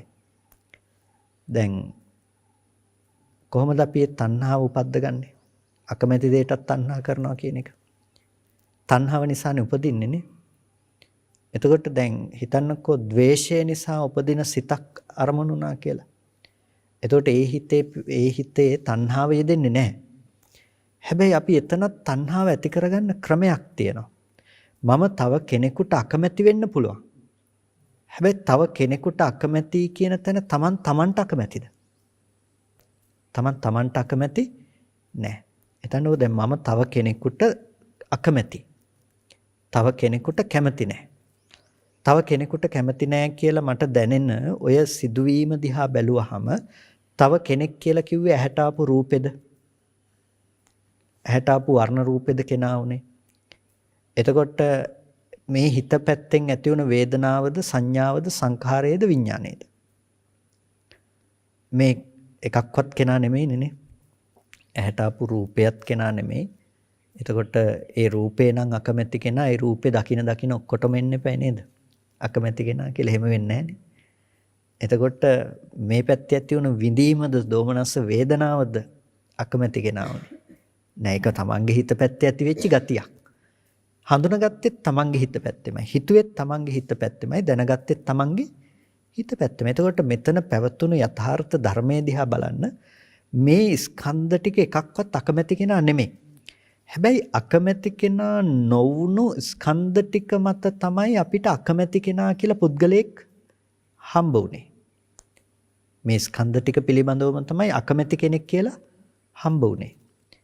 මට කියන්නකො දැන් තමන් කවුද කියලා? තමන් කවුද? ඔය හටගත්ත රූප වේදනා සංඥා සංකාර විඥාන කියන ඔය ගති ටික අකමැති කෙනා දැනගන්න තැන ඔන්න ඔබ දැකපු රූපේ තිබුණා. ඒ රූපේ දැකපු ඇස රූප දෙක ඇහැ රූප දෙක රූපේ. හිතෙන් ඇති කරගත්ත දෝමනස්ස නැතිනම් තරහ යන වේදනාවක් තියෙනවනේ. ඒකට කියනවා දෝමනස්ස වේදනාව. ඒක වේදනාව. හිතෙන් හඳුන ගන්න ගතියක් තිබුණා අකමැති කෙනා කියලා හඳුන ගන්න ලක්ෂණයක්. ඒකට කියනවා සංඥාව කියලා. ඒ ගැන හිතන කම තිබුණා. ඒකට කියනවා සංස්කාරය කියලා. ඒ අකමැති කෙනා කියලා දැනගන්න කමට කිව්වා විඥානය කියලා. දැන් අකමැති කෙනා දැනගන්න තැන තියනවා රූප වේදනා සංඥා සංඛාර විඥාන කියලා ගති ටිකක්. අපි දැන් රූපය ගැන විශ්ලේෂණය කරගෙන යනකොට අපිට පේනවා රූපය අකමැති කෙනා නෙමෙයි. ඇයි රූපය අකමැති කෙනා කියන්නේ? එහෙනම් ඕගොල්ලන්ට කියන්න වෙනවා පඨවි ධාතුවද අකමැති, ආපෝ ධාතුවද අකමැති, තේජෝ වායෝ ධාතුවද අකමැති කියලා නෑ. එකක්වත් අකමැතිව නෑ නේ ඒක ඇතුළේනේ. ඇහැට ආපු වර්ණ රූපේද අකමැති කියලා කිව්වොත් එහෙම ඒ වර්ණ රූපේ ගෝචර වෙන හැමෝටම මේක අකමැති විදිහට යන්න වෙනවා. එහෙම වෙලත් නෑනේ නේ. එහෙනම් තමන්ගේ හිත පැත්තේ ඇති වෙච්ච වේදනාව දක්මැති කෙනා නෑ. හඳුනාගත් එක දක්මැති කෙනා. හිතපු එක දැනගත් එකක්වත් අකමැති කෙනා නෙමෙයි. අකමැති කෙනා නොවුණු ගති ලක්ෂණ ටිකක් නිසා තමයි අපිට අකමැති කෙනා කියලා එකක් අපිට विद्यमान වෙලා තියෙන්නේ. අපි හදාගෙන තියෙන්නේ. දැන් අකමැති කෙනා වින්දේ කවුද? එකපාර ලෝකෙ හිත් දෙකක් හටගන්නේ නැහැ. එක හිතයි එක වෙලාවක තිබෙන්නේ. එතකොට ඒ අකමැති කෙනා දැනගන්නේ කවුද? මේ ස්කන්ධ ටිකටම නෙමෙයිද මම කියලා කියන්නේ? ඔය ස්කන්ධ ටික පිළිබඳවම නෙමෙයිද මම කියලා කියන්නේ? ඔය රූපේ පේනවා රූපේ තියෙනවා කියලා දකින කම නිසාම තමයි මම මේ පැත්තේ ඉන්නවා කියන එකත් ඕගොල්ලන්ට තියෙන්නේ. දැන් මෙහෙම කියන්නකෝ. ඔක සරල විදිහටම කියන්න මම මෙහෙම කිව්වොත් දැන් ඔයගොල්ලෝ හෙට ආපහු මෙතෙන්ට ආවොත් මේ ධර්මාසනේ මේ ටික මෙහෙමම තිබුණොත් ඔයගොල්ලෝ කියනවා ඊයේ තිබුණ විදිහටම අදත් ඒ ටික තියෙනවා කියලා. එකෙන් ඔයගොල්ලෝ තව කතාවක් කියනවානේ. මොකද්ද? ඊයේ ඉඳලා මම හිටියා කියන එක කියනවනේ. ඊයේ ඉඳලා මම හිටියා කියන එක කියනවා. ඇයි ඒ කියන්නේ? ඊයේ දැක්කනම් ඒ දැකපු මමම තාම මේක දකිනවා අද මම මේක දකින්න නිසා තමයි මට අද මේ තියෙන එක දකින්න පුළුවන්කම තියෙන්නේ. ඉතින් තව අවුරුදු 10කින් ඇවිල්ලා බලනකොටත් ඔයගොල්ලෝ කියනවා එදා තිබ්බට වැඩිය වෙනස් වෙලා කියලා කියයි. එතකොට ඒ කිව්වත් කියන්නේ මොකද්ද? එදා දැකපු මම අද මේක දකිනවා. එතකොට යමක් ඔබ දකිනවා නම් දකින දේත් එක්ක මේ පැත්තේ තමන් ඉන්නවා. යමක් දකිනවා නම් දකින දේ තියනවා කියලා ගන්න එකත් එක්කම නිකම්ම එන දේ තමයි තමන් මේ පැත්තේ ඉන්නවා කියන ගතිය. එතකොට අකමැති කෙනා කියලා දැනගන්න ස්කන්ධ ටික තුල පැති දෙකක් තියෙනවා. හරියට මේක එකම කාසිය දෙපැත්ත වගේ. එක පැත්තකින් බලනකොට මේ කාසිය දිහා පේනවා අකමැති කෙනා. අනිත් පැත්තෙන් බලනකොට පේනවා තමන්. ඔය ස්කන්ධ ටික මත අකමැති කෙනත් තමන් කියන කමත් දෙකම තමන්ට හම්බෙනවා.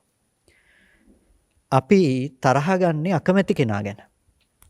අපි අර කාසියේ අකමැති කෙනා පේන පැත්ත හරවලා තියලා ලොකු මිටියක් අරගෙන ගහනවා. අනිත් පැත්ත තැලෙන්නේ නැද්ද? අනිත් පැත්ත නිකන් තැලෙනවා. ඒ වගේ තමයි අපි කර්ම රැස් කරන්නේ. අපි කර්ම රැස් කරන්නේ මේ විදිහට තමයි. අපි අකමැති කෙනා කියලා හිතලා ඒ අනුව කර්ම රැස් කරගන්නවා. කොහොමද කර්ම රැස් කරගන්නේ? අකමැති කෙනාට තමයි මම ගහන්නේ. අකමැති කෙනාට තමයි මම බනින්නේ. අකමැති කෙනාව තමයි මරන්නේ. මధుරෙක් මරුවත් එහෙම තමයි. ඒ සතාට අකමැති කියලා මරන්නේ. එතකොට අපේ ඇත්තටම එතන යෙදෙන ධර්මතාවය ගැන හිතුවොත් සතාද මොකද්ද කියන ඔය දෙපැත්ත අයින් කරලා බැලුවොත් මේ එකම කාසිය. කියන්නේ එකම ස්කන්ධ ටික. එතකොට එකම ස්කන්ධ ටික මధుරුවා කියලා දැනගත්ත තැන තිබුණු එකම ස්කන්ධ ටික පවතිනවට තමයි අපි අකමැති වෙලා තියෙන්නේ. ඔය කාසිය ඔක අකමැති මధుරුවා කියන පැත්ත අයින් කරලා අනිත් පැත්ත හරවලා බලනකොට පේනවා තමන් කියන ස්කන්ධ ටික පවතිනවට තමයි අකමැති වෙලා තියෙන්නේ. කර්ම විපාක ලැබෙන්නේ මොකද්ද?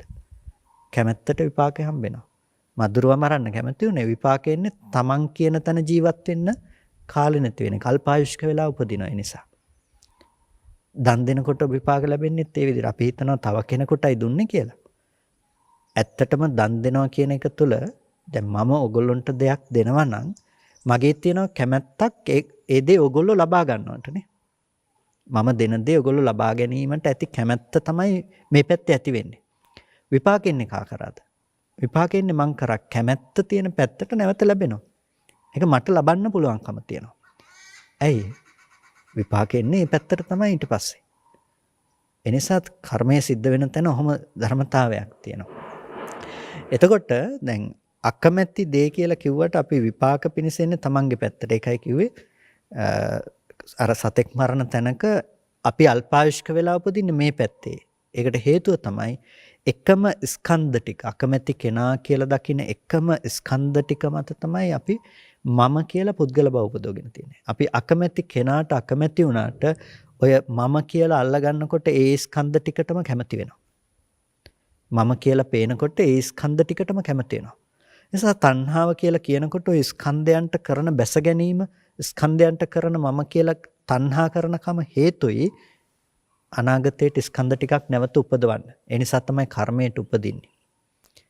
මරණාසන්න මොහොතේදී අපායේ ගිනිදැල් මතුවෙලා පෙනුනත් ඒ නිමිත්තත් එක්ක තණ්හා කරලා යන්නේ ඒ නිසා තමයි. තණ්හාව නැතුව මිනිස්සු උපදින්නේ නැහැ. තණ්හාව නිසාම තමයි උපදින්නේ. අපායේ ගිනිදැල් පෙනුනත් මිනිස්සු තණ්හා කරනවා. ගින්නට අකමැති වෙන්න පුළුවන්. ගින්න විඳින තැන තියෙන ස්කන්ධ ටිකට ආසනේ. ස්කන්ධ ටිකට තණ්හා කරනවා යනවා ඒ නිසා. ඒ නිසා තණ්හාව කියලා කියන්නේ අන්න ඒ වගේ සියුම් දෙයක්. ඒ නිසා තණ්හාව නිසා ලැබුණු විපාකයක් තමයි මේ අද දුක් වූ ස්කන්ධ ටික. අද නැවත නැවත ඇහැ රූප සකස් වෙවි මරණය කරා යන තැන දක්වා මේක පවතිනවා නම් ඒ දුක් වූ ස්කන්ධ ටික ලැබිලා තියෙන්නේ තණ්හාව නිසා. එහෙනම් තණ්හාව නැති කළොත් දුක නැති වෙනවා. ඇයි? ස්කන්ධ ටිකට තණ්හා කරන කම නැති කළොත් ස්කන්ධ ටික මම කියලා ගන්න කමක් නැති වෙනවා. ස්කන්ධ ටික කැමැති අකමැති මිනිස්සයා කියලා ගන්න ටිකක් නැති වෙනවා. ඒ වගේම අනාගතයට උපදිනවා කියන ටිකත් නැති වෙලා යනවා. ඒකට කියනවා නිරෝධය නිවන කියලා. දැන් අන්න ඔතනට යන්න තමයි අපිට ප්‍රතිපදාව අවශ්‍ය වන්නේ. අන්න ඔතනට යන්න තමයි අපිට මාර්ගයක් දැන් අවශ්‍ය වෙන්නේ. ආර්ය අෂ්ටාංගික මාර්ගය අපිට අවශ්‍ය වෙන්නේ ඒකට. ඒකට සම්මා දිට්ඨිය මූලික කරගත්ත ප්‍රතිපදාවක්. එතකොට දැන් ඉස්සෙල්ලම පළවෙනියටම අපි කරපු දේ තමයි දුක්ඛාරය සත්‍ය තේරුම් ගත්ත මොකද්ද කියලා අනුමානයක් විදිහට. ඒක ඇති වෙන්නේ හේතුව දැනගත්තා. හේතුව නැති කළොත් ඵලය නැති වෙනවා කියන එක අපි දැනගත්තා. දැන් ඒක නැති කරන්න අවශ්‍ය ප්‍රතිපදාව අපි වඩන්න ඕනේ. ඒ ප්‍රතිපදාව වඩනකොට අපිට තියෙනවා අපි ලෝකේ ගැන හිතන විදිහේ ඉඳලා. ඒකට සම්මා දිට්ඨිය කියලා කියනවා. සම්මා දිට්ඨියේ ඉඳලා අපි වචන කතා කරන්නේ කොහොමද? අපි හැසිරෙන්නේ කොහොමද? අපි ජීවත් වෙන ජීවිකා වෘත්තය පවත්වාගෙන යන්නේ කොහොමද? මේ හැම දෙෙම අපේ ජීවිතය තුළ අපිට වෙනස් කරගන්න සිද්ධ වෙනවා. ලෞකික සහ ලෝකෝත්තර වශයෙන් මේක දකින්න තැනට එනකන් මේක වෙනස් කරගන්නට ඕනේ. ඒ නිසා ආර්ය අෂ්ටාංගික මාර්ගයේ කොටස් දෙකකට බෙදලා පෙන්නනවා ලෞකික සහ ලෝකෝත්තර වශයෙන්. එතකොට ලෞකික ජීවිතය තුළ අපිට ධාර්මික වෙන්න සිද්ධ වෙනවා. අපිට සිද්ධ වෙනවා සීලය රකින්න. සීලය ආරක්ෂා කරගන්න සිද්ධ වෙනවා. ඇයි? කය වචන දෙක ඉක්මවා යනකොට මනස අකුසලයේ පැත්තෙන් අපිට වළක්ව ගන්න බෑ නම් ඒ කෙනා මේ ඇත්ත තේරුම් ගන්නවා කියන එක කවදාවත් වෙන්නේ නැහැ. ඒ නිසා අපිට සිද්ධ වෙනවා පළවෙනිම මට්ටම තමයි සීලය ආරක්ෂා කරන්න සිද්ධ වෙනවා. සීලෙන් කරන්නේ මොකද්ද? සීලෙන් කරන්නේ හිත සංවර කරන එක නෙමෙයි. සීලෙන් කරන්නේ කය වචන දෙක සංවර කරන එක. කයින් තමන්ව ඉක්මවා යන්න දෙන්නේ නැහැ. වචනයෙන් තමන්ව ඉක්මවා යන්න දෙන්නේ නැහැ. ඒක තමයි සීලෙන් කරන්නේ. අපිට ඒක ඉස්සෙල්ලම කරන්න පුළුවන් රළු මට්ටම නැති කරන එක. නිසා රළු දේ තමයි කයින් කරන වැරදි සහ වචනයෙන් කරන වැරදි නතර කිරීම. ඒ තමයි සීලයේ පැවැත්ම, සීලයේ සීමාව. එතකොට සීලයෙන් කය වචන දෙකේ සංවරය උපදගත්ත කෙනෙකුට ඊට පස්සේ පුළුවන් හිත වඩන්න. දැන් එයාට පුළුවන් ටිකෙන් ටික එයාට දැනෙන්න ගන්නවා මේ විදිහේ අදහස් තිබුණොත් මගේ අතින් සතුම් මැරීම තියෙන්න පුළුවන්. දැන් එයාට හිත සංවර කරගන්න වෙනවා. Tamanට ඉක්මනට තරහ යන ගතිය තිබුණොත් තරහ ගිහිල්ලා තරහ සහගත වචන කියවෙනවා කියන එක වෙනකන් Taman අරගෙන යනවා කියන එක වෙනවනේ නේ. හිතේ නිතර තරහ යන ගතිය තියෙන නිසා තරහ පාලනය කරගන්න සිද්ධ වෙනවා. අන්න දැන් හිත රකින්න පටන් ගන්න සිද්ධ වෙනවා. ඒ නිසා හිත රකින්න අපිට භාවනාව අවශ්‍යයි. භාවනාව අවශ්‍ය වෙනකොට දැන් අපිට ඒ භාවනාවේ පළවෙනි අංගය තමයි අපි කිව්වේ අර සමතය. සිත එකඟ වෙන්න ඕනේ. එකඟ වෙනකොට අපිට ගොඩාක් පැති වලින් අපේ හිත එකඟ කරන්න පුළුවන්කම තියෙනවා. හිත එකඟ කරන්න පටන් ගත්තාම හිත එකඟ කරන්න පුළුවන්. හිතක් එකඟ කරනකොට එකඟ කරන හිතකින් ලෞකිකාර්ථ සහ ලෝකෝත්තර කියන මේ දෙපැත්තම ලබන්න පුළුවන්කම තියෙනවා. හිත එකඟ කර ගැනීම තුළ ලෞකිකාර්ථයනොත් ලෝකෝත්තර ගොඩක් අපිට ලබන්න පුළුවන්කම තියෙනවා. ලෞකිකාර්ථයන් මොනවාද? ලෞකිකාර්ථයන් තමයි අපිට එදිනෙදා සිහියෙන් කටයුතු කරන්න පුළුවන්කම තියෙනවා. අපිට කරන කියන දේ පිළිබඳව දැනුම සිහිය ඇතුව ඉන්න පුළුවන්කම තියෙනවා. කොටිම කිව්වොත් අපේ මතක ශක්තිය ආදී වර්ධනය වෙලා අපිට තීරණ ගන්න එක බොහොම පැහැදිලිව සිද්ධ කරන්න පුළුවන්කම ලැබෙනවා. තීරණ ගන්න ඒවා ජීවිතය සම්බන්ධයෙන් අපි කටයුතු කරන දේවල් කරන්න පුළුවන්කම තියෙනවා. ඉගෙන ගන්න දරුවෝ නම් එයාට හොඳට මතක තියාගන්න පුළුවන්කම තියෙනවා. ඇයි හිත විසිරිලා නැහැ අරමුණු වල. ඒකට ඒ අයට පුළුවන්කම තියෙන මේ විදිහේ ලෞකික අතිරේක ලාභ ලබන්න. හැබැයි ප්‍රධාන ඉලක්කය මොකද්ද? හිත විසිරෙන අරමුණු ටික අකුලලා අරගෙන හිත සංවර කරගන්න එක. ඒ සඳහා අපිට පාවිච්චි කරන්න පුළුවන් ක්‍රම ගොඩක් තියෙනවා භාවනාව කියලා කියනකොට. පළවෙනි දේ තමයි අපි භාවනාවේ කොටස් දෙකක් වෙන් කරගන්න ඕනේ. අපි කරන භාවනාවේ කොටස් දෙකක් වෙන් කරගන්න ඕනේ. ඒ තමයි එදිනෙදා වැඩ කටයුතු කරගෙන ඉන්නකොට අපි කරන භාවනාව මොකද්ද? විවේකයක් ලැබුණාම කරන භාවනාව මොකද්ද කියලා භාවනා දෙකක් තියාගන්න අවශ්‍යයි. දැන් සමහර වෙලාවට අපිට වැඩ කර ගොඩාක් හිත එකඟ කරන භාවනා කරන්න අමාරුයි. ඇයි අමාරු? අර වැඩ ගැනත් හිත යොමු කරන්න එපා. එතකොට අපි ගත්තොත් උදාහරණයක් හැටියට ආනාපාන සති වගේ භාවනාවක් කරන්න ගියොත් වැඩ කර ඒක ප්‍රායෝගිකව කරන්න බෑ. ඒක ප්‍රායෝගිකව කරන්න අමාරුයි. ආශ්වාස ප්‍රශ්වාසයන් පිළිබඳව සිහිය තියාගෙන සති නිමිත්තේ හිත පිහිටවගෙන මේක කරන්න අමාරුයි. ඒ නිසා ඒක ප්‍රායෝගික නැහැ. හැබැයි අපිට බෑද අපි කරන වැඩේ බුදුගුණ ගැන හිත කරන්න. අපි ඒ කරන වැඩේ බුදුගුණ ගැන හිත අපිට කරන්න පුළුවන්කම තියෙනවා. අපිට ඒ වැඩේ කරන්න බෑද ආදීනව සංඥාව දියුණු කරගන්න. ඒ කියන්නේ ලෝකයේ අපි ඉන්නකොට අපිට වෙන්න පුළුවන් ආදීනමේ පැතිකඩවල් ලෝකයේ අසුරු කරනකොට වෙන්න පුළුවන් ආදීනව ඒක කරන්න පුළුවන්. අපිට ඒක වඩන්න බෑද මෛත්‍රී සංඥා ඇති කරගෙන? අපිට ඒක කරන්න පුළුවන්කම තියෙනවා. ඒ නිසා එදිනෙදා වැඩ කටයුතු කරනකොට වැඩ කරමින් හිතන්න පුළුවන්, හිත තියාගන්න පුළුවන් සංඥාවක් තියෙනවා. අන්න ඒ සංඥාවල හිත තියාගන්න ඉස්සෙල්ලා පුරුදු කරන්න ඕනේ. එදිනෙදා වැඩ කටයුතු කරනකොට ඒ සංඥාවල හිත තියාගන්න පුරුදු වෙන්න ඕනේ. එතකොට ඒකෙන් වෙන්නේ මොකද්ද? හිත විසිරෙන්නේ නැතුව හිත ආරක්ෂා වෙලා එක තැනක තියෙනවා. ඉඩ ලැබුණාම එක කමටහනක් තියාගන්නවා. එක භාවනාවක්.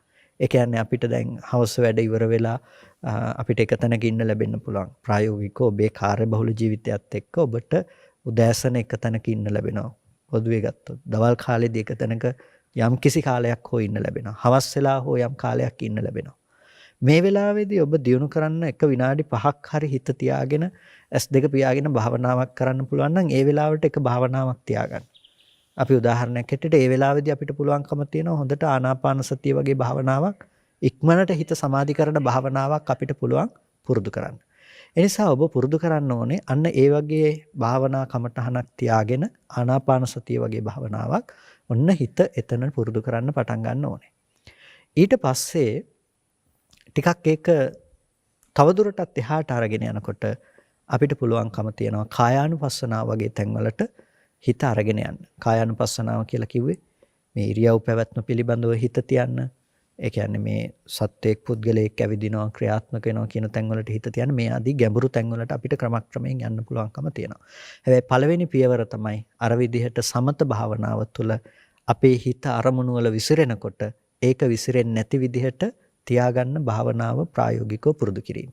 ඒ තමයි පළවෙනි අදියර. දෙවෙනි එක තමයි විපස්සනාව. අනිවාර්යෙන් ඔබ දවසකට අවස්ථා 5කදීවත් ඔය අපි රූපය ගැන කතා කළානේ විදිහක්. ඇහැට පේන රූපය හටගෙන නැති වෙනවා කියලා. ඔයගොල්ලෝගේ ජීවිතේට අරමුණු විදියට හම්බෙන අරමුණක් ගන්නකො අම්මා ඉන්නවා තාත්තා ඉන්නවා දරුවෝ ඉන්නවා ගෙවල් දොරවල් තියෙනවා මේ විදියට තියනවා කියලා හම්බෙන අරමුණු හම්බෙනවානේ. ඒ අරමුණක් අරගෙන ඔය හදාගත්ත අපි මේ දැන් ධර්මදේශනාව තුළ කතා කරපු ඔය පෙට්ටිය ඇතුළට ඔයක දාලා බලන්නකො හොඳට. එතකොට හොඳට දාලා විශ්ලේෂණය කරලා බලන්න ඇහැට පේන රූපය කියන්නේ මොකක්ද එතන? රූපය කියන වර්ණ සටහන කියන දේ හටගෙන නිරුද්ධ වෙන දෙයක් නේද? වේදනාව කියලා කියන්නේ විඳින ස්වභාවය විතරයි. හඳුනන ස්වභාවය කියලා හිතේ ඇති වෙන ගතියක් තියෙන එක. සංඥා සංඛාර විඥාන කියන මේ ගති ටික ගැන හොඳට මෙනෙහි කරලා බලන්න. මේ එකක්වත් මම කැමති වෙන කෙනා නෙමෙයි නේද? අම්මා නෙමෙයි නේද? රූපය කියන්නේත් අම්මා නෙමෙයි. වේදනා සංඥා සංඛාර විඥාන කියන්නේත් අම්මා නෙමෙයි. අම්මා නොවන ධර්මතා ටිකක් ඇති තැනක මම මගේ මනස තුලින්ම නේද අම්මා කියලා දැනගෙන බාහිරට මේක දාලා තියෙන්නේ. මෙතන යථාර්ථය හොඳට විශ්ලේෂණය කරගෙන වෙන් කළා බලන්න. මේ විදිහට දවසකට අඩුම තරමේ අරමුණු 5කවත් බලන්න පුරුදු වෙන්න. ගොඩක බෑ නේද? අපිට අනිවාර්යයෙන්ම විශේෂත්වයක් දකින්න පුළුවන්. හිත වැඩෙන එකේ හිත තියෙන එකේ විශේෂත්වයක් දකින්න පුළුවන්. හැබැයි ඒ ගන්න නිමිත්ත Tamanට හොඳට පැහැදිලි වෙනකම්ම හිතන්න. ඒ ගන්න නිමිත්ත Tamanට හොඳට පැහැදිලි වෙනකම්ම හිතන්න නෑ මෙතන පවතින්නේ සුද්ධ වූ ධර්මතා ටිකක් විතරයි. මේ ධර්මතා ටික හටගෙන නිරුද්ධ වීමයි සිද්ධ වෙන්නේ කියන දේ පේනකම්. අම්මා කියන රූපය ගැන අපි හිතන්න ගත්තා නම් අම්මා කියලා පනවගත්ත දේ රූපෙට දාලා බලන්න බැරි වෙනකම් එතන හුදු ධර්මතා ටිකක් පමණක් හටගෙන නිරුද්ධ වුණා කියන දේ පේනකම් ඒ ගැන බලන්න. හිතට තේරෙනකම්. ඒ විදිහට දවසකට ඔබ නිමිති 5ක් ගැනවත් බලනවා නම් අඩුම තරමේ ඔබටම තේරුම් ගන්න පුළුවන්කම ලැබෙයි ආශ්‍රව ධර්ම බොහොම වේගෙන් ගෙවීමට යනවා කියලා. එතකොට ප්‍රායෝගිකව තමන්ගේ හිතේ තියෙන කෙලෙස් මට්ටම් අඩු වෙනවා කියන එක තමන්ටම අත්විඳින්න අත්දකින්න පුළුවන්කම තියෙනවා. හිතට වෙනද තරහ ගියපු අරමුණු වල දැන් ඊළඟට ඔබට තරහ යන්නේ නැති වෙයි. වෙනද දුකටපත් වෙච්ච අරමුණු වල දැන් දුක උපදින්න නැති බව ඔබටම අත්විඳින්න පුළුවන්කම ලැබෙයි. ඇයි ඔබ පුරුදු වෙන හැම වෙලාවෙම තමන්ගේ මනස පැත්තට නැඹුරු වෙන්න. තරහ යන කෙනෙක් කියලා තරහ ගන්න තැනක ධර්මතා ටිකක් කියලා පේනකොට අපිට පේන එතන තරහ යන්නේ නැහැ කියන එක. ඒ වගේම වෙනද දුක ගේන තැනක අපිට ඒක දකින්න පුරුදු වෙනකොට මේ තමන්ගේ හිත පැත්තෙම උපද්දපු සංකල්ප ටිකක් නේද කියලා අපිට පේනවා දුක් වෙන එක තේරුමක් නැති දෙයක් කියන එක. තමන්ගෙම හිතක් උපද්දලා තමන්ම සිතක් උපද්දලා ඒක ගැන දුක උපද්ද ගන්නවා කියලා කියන්නේ. ඒක මෝඩකමක් කියන එක තමන්ටම දකින්න පුළුවන්කම තියෙනවා. එතකොට වෙනද තමන් ඇලීම් ගැටීම් දුක මේ ආදී දේවල් උපද්දගත්ත තැන්වල මේ ධර්මයේ දියුණු කිරීම තුළ Tamanට දුක නූපදවා ඉන්න පුළුවන් කියන එක ඔබටම ප්‍රත්‍යක්ෂ කරගන්නට පුළුවන්කම තියෙනවා අඩුම තරමේ ওই විදිහට හිත පුරුදු කරන්න පටන් ගත්තොත්. එතකොට ඒකේ දක්ෂයෙක් වෙනකොට ඔබට පුළුවන්කම තියෙනවා තවදුරටත් මේක ප්‍රායෝගිකව භාවිත කරලා මේ දර්ශනය තමන්ගේ ජීවිතයට බොහොම සමීප කරගන්න. ඉතින් ඔතෙන්ට තමයි අපි කොහොම හරි අපේ මනස පත් කරගන්න ඕනේ. ඒ සඳහා තමයි අපි කොහොම හරි උත්සාහවත් විය යුතු වෙන්නේ. ඉතින් ඔයගොල්ලෝ හැමදිනාටම මේ කියපු කාරණාවන්ගේ ඔක්කොම 100% නොතේරෙන්න පුළුවන්. හැබැයි දැනගත්ත දෙයකට වඩා මොනියම් හෝ දෙයක් තේරෙන්නේ නැතිනේ. ඒක තමයි වැදගත් වෙන්නේ. මම මොකද කියන්නේ මොකක්වත්ම තේරුන්නේ නැත්නම් ඒකත් ලොකු දෙයක් කියලා. මොකද අර ටිකක් තේරුණ කෙනාටත් වැඩිය අප්‍රමාදී වෙන්න ඕනේ කවුද? මොකක්වත්ම නොතේරුණ කෙනා තවත් අප්‍රමාදී වෙන්න ඕනේ. ඇයි? මෙච්චර බුද්ධෝත්පාද කාලයක් මනුස්ස ජීවිතයක් මේ ඔක්කොම ලැබිලා බුදුරජාණන් වහන්සේ දේශනා කරපු මේ දර්ශනය මට තේරෙන්නේ නැත්නම් ඒක මොනතරම් අභාග්‍යයක් වෙයිද? ඒ නිසා තේරුම් ගත්ත කෙනාට වඩා අප්‍රමාදී වෙන්න ඕනේ තේරුම් නැත්නම්.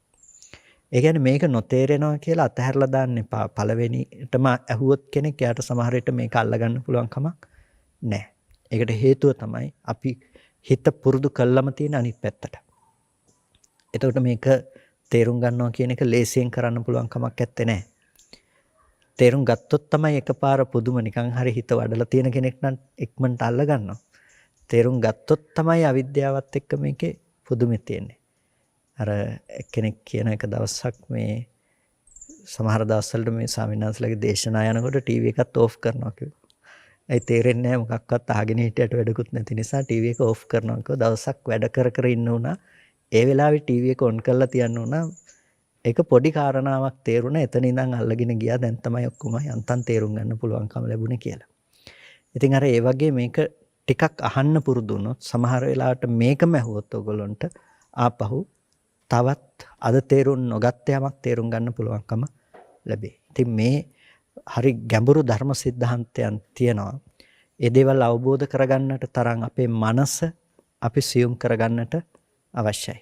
ඒ නිසා ධර්මයේ තුල අප්‍රමාදී වෙන්න ඔයගොල්ලෝගේ ජීවිතේ කොහොම හරි ඒක තුල හික්මව ගන්නට උත්සාහවත් වන්න කියලා හැම දිනාටම සිහිපත් කරනවා. හොඳයි කවුරු සාදුකාරයක් පවත්වන්න. කවුරු සද්ධර්ම ශ්‍රවණය කරගන්නට යෙදුණා. මේ විදිහට යෝනිසෝ මනසිකාරාදී පවත්වාගෙන සිද්ධ කරගත්ත සියලු කුසල ධර්මයන් අපි අනුමෝදන් කළ යුතු අයට අනුමෝදන් කරමු. පළමුවෙන් අපට අර්ථයෙන් ධර්මයෙන් අනුශාසනා කළ අපේ ධර්මාචාර්ය අවසරයි මාංකඩවල සුදස්සන ස්වාමීන් වහන්සේට, අවසරයි මාංකඩවල නන්දරත්න ස්වාමීන් වහන්සේට, ස්වාමීන් වහන්සේලා දෙනමටම උතුම් නිවනින් සැනසීම පිණිස මේ සීල කුසලයෝ හේතුපනිශ්‍රේම වේවා කියලා පින් අනුමෝදන් කරනවා. ඒ වගේම ස්ථානාදිග්‍රහිත ඉෂ්ඨකාරකාදී සියලු දේවගණ සමූහයාට අපි මේ පින් අනුමෝදන් කරමු. දෙවියෝ සතුටින් සාදුනාදයෙන් මේ පින් අනුමෝදන් වනු ලබත්වා. දෙවියන්ට අමා මහ නිවනින් සැනසීම පිණිසම මේ සියලු කුසල් හේතුපනිශ්‍රේම වේවා කියලා සාදු කියලා පින් අනුමෝදන් කරන්න. ඔබ සෑම සියලු දෙනා නමින්ම මිය පරලෝකීය ඥාතීන්ටත් මේ පින් අපි අනුමෝදන් කරමු. මෙලොව වශයෙන් හෝ සාංශාරිකෝ මේ ගෙහිල්ලා යම් ඥාතිවරයෙක් පින් බලාපොරොත්තු වෙනවා නම් සෑම සියලු ඥාති වර්ගයාම මේ පින තමන් කළ පිනක් මේ සතුටින් සාදුනාදයෙන් අනුමෝදන් වනු ලබත්වා.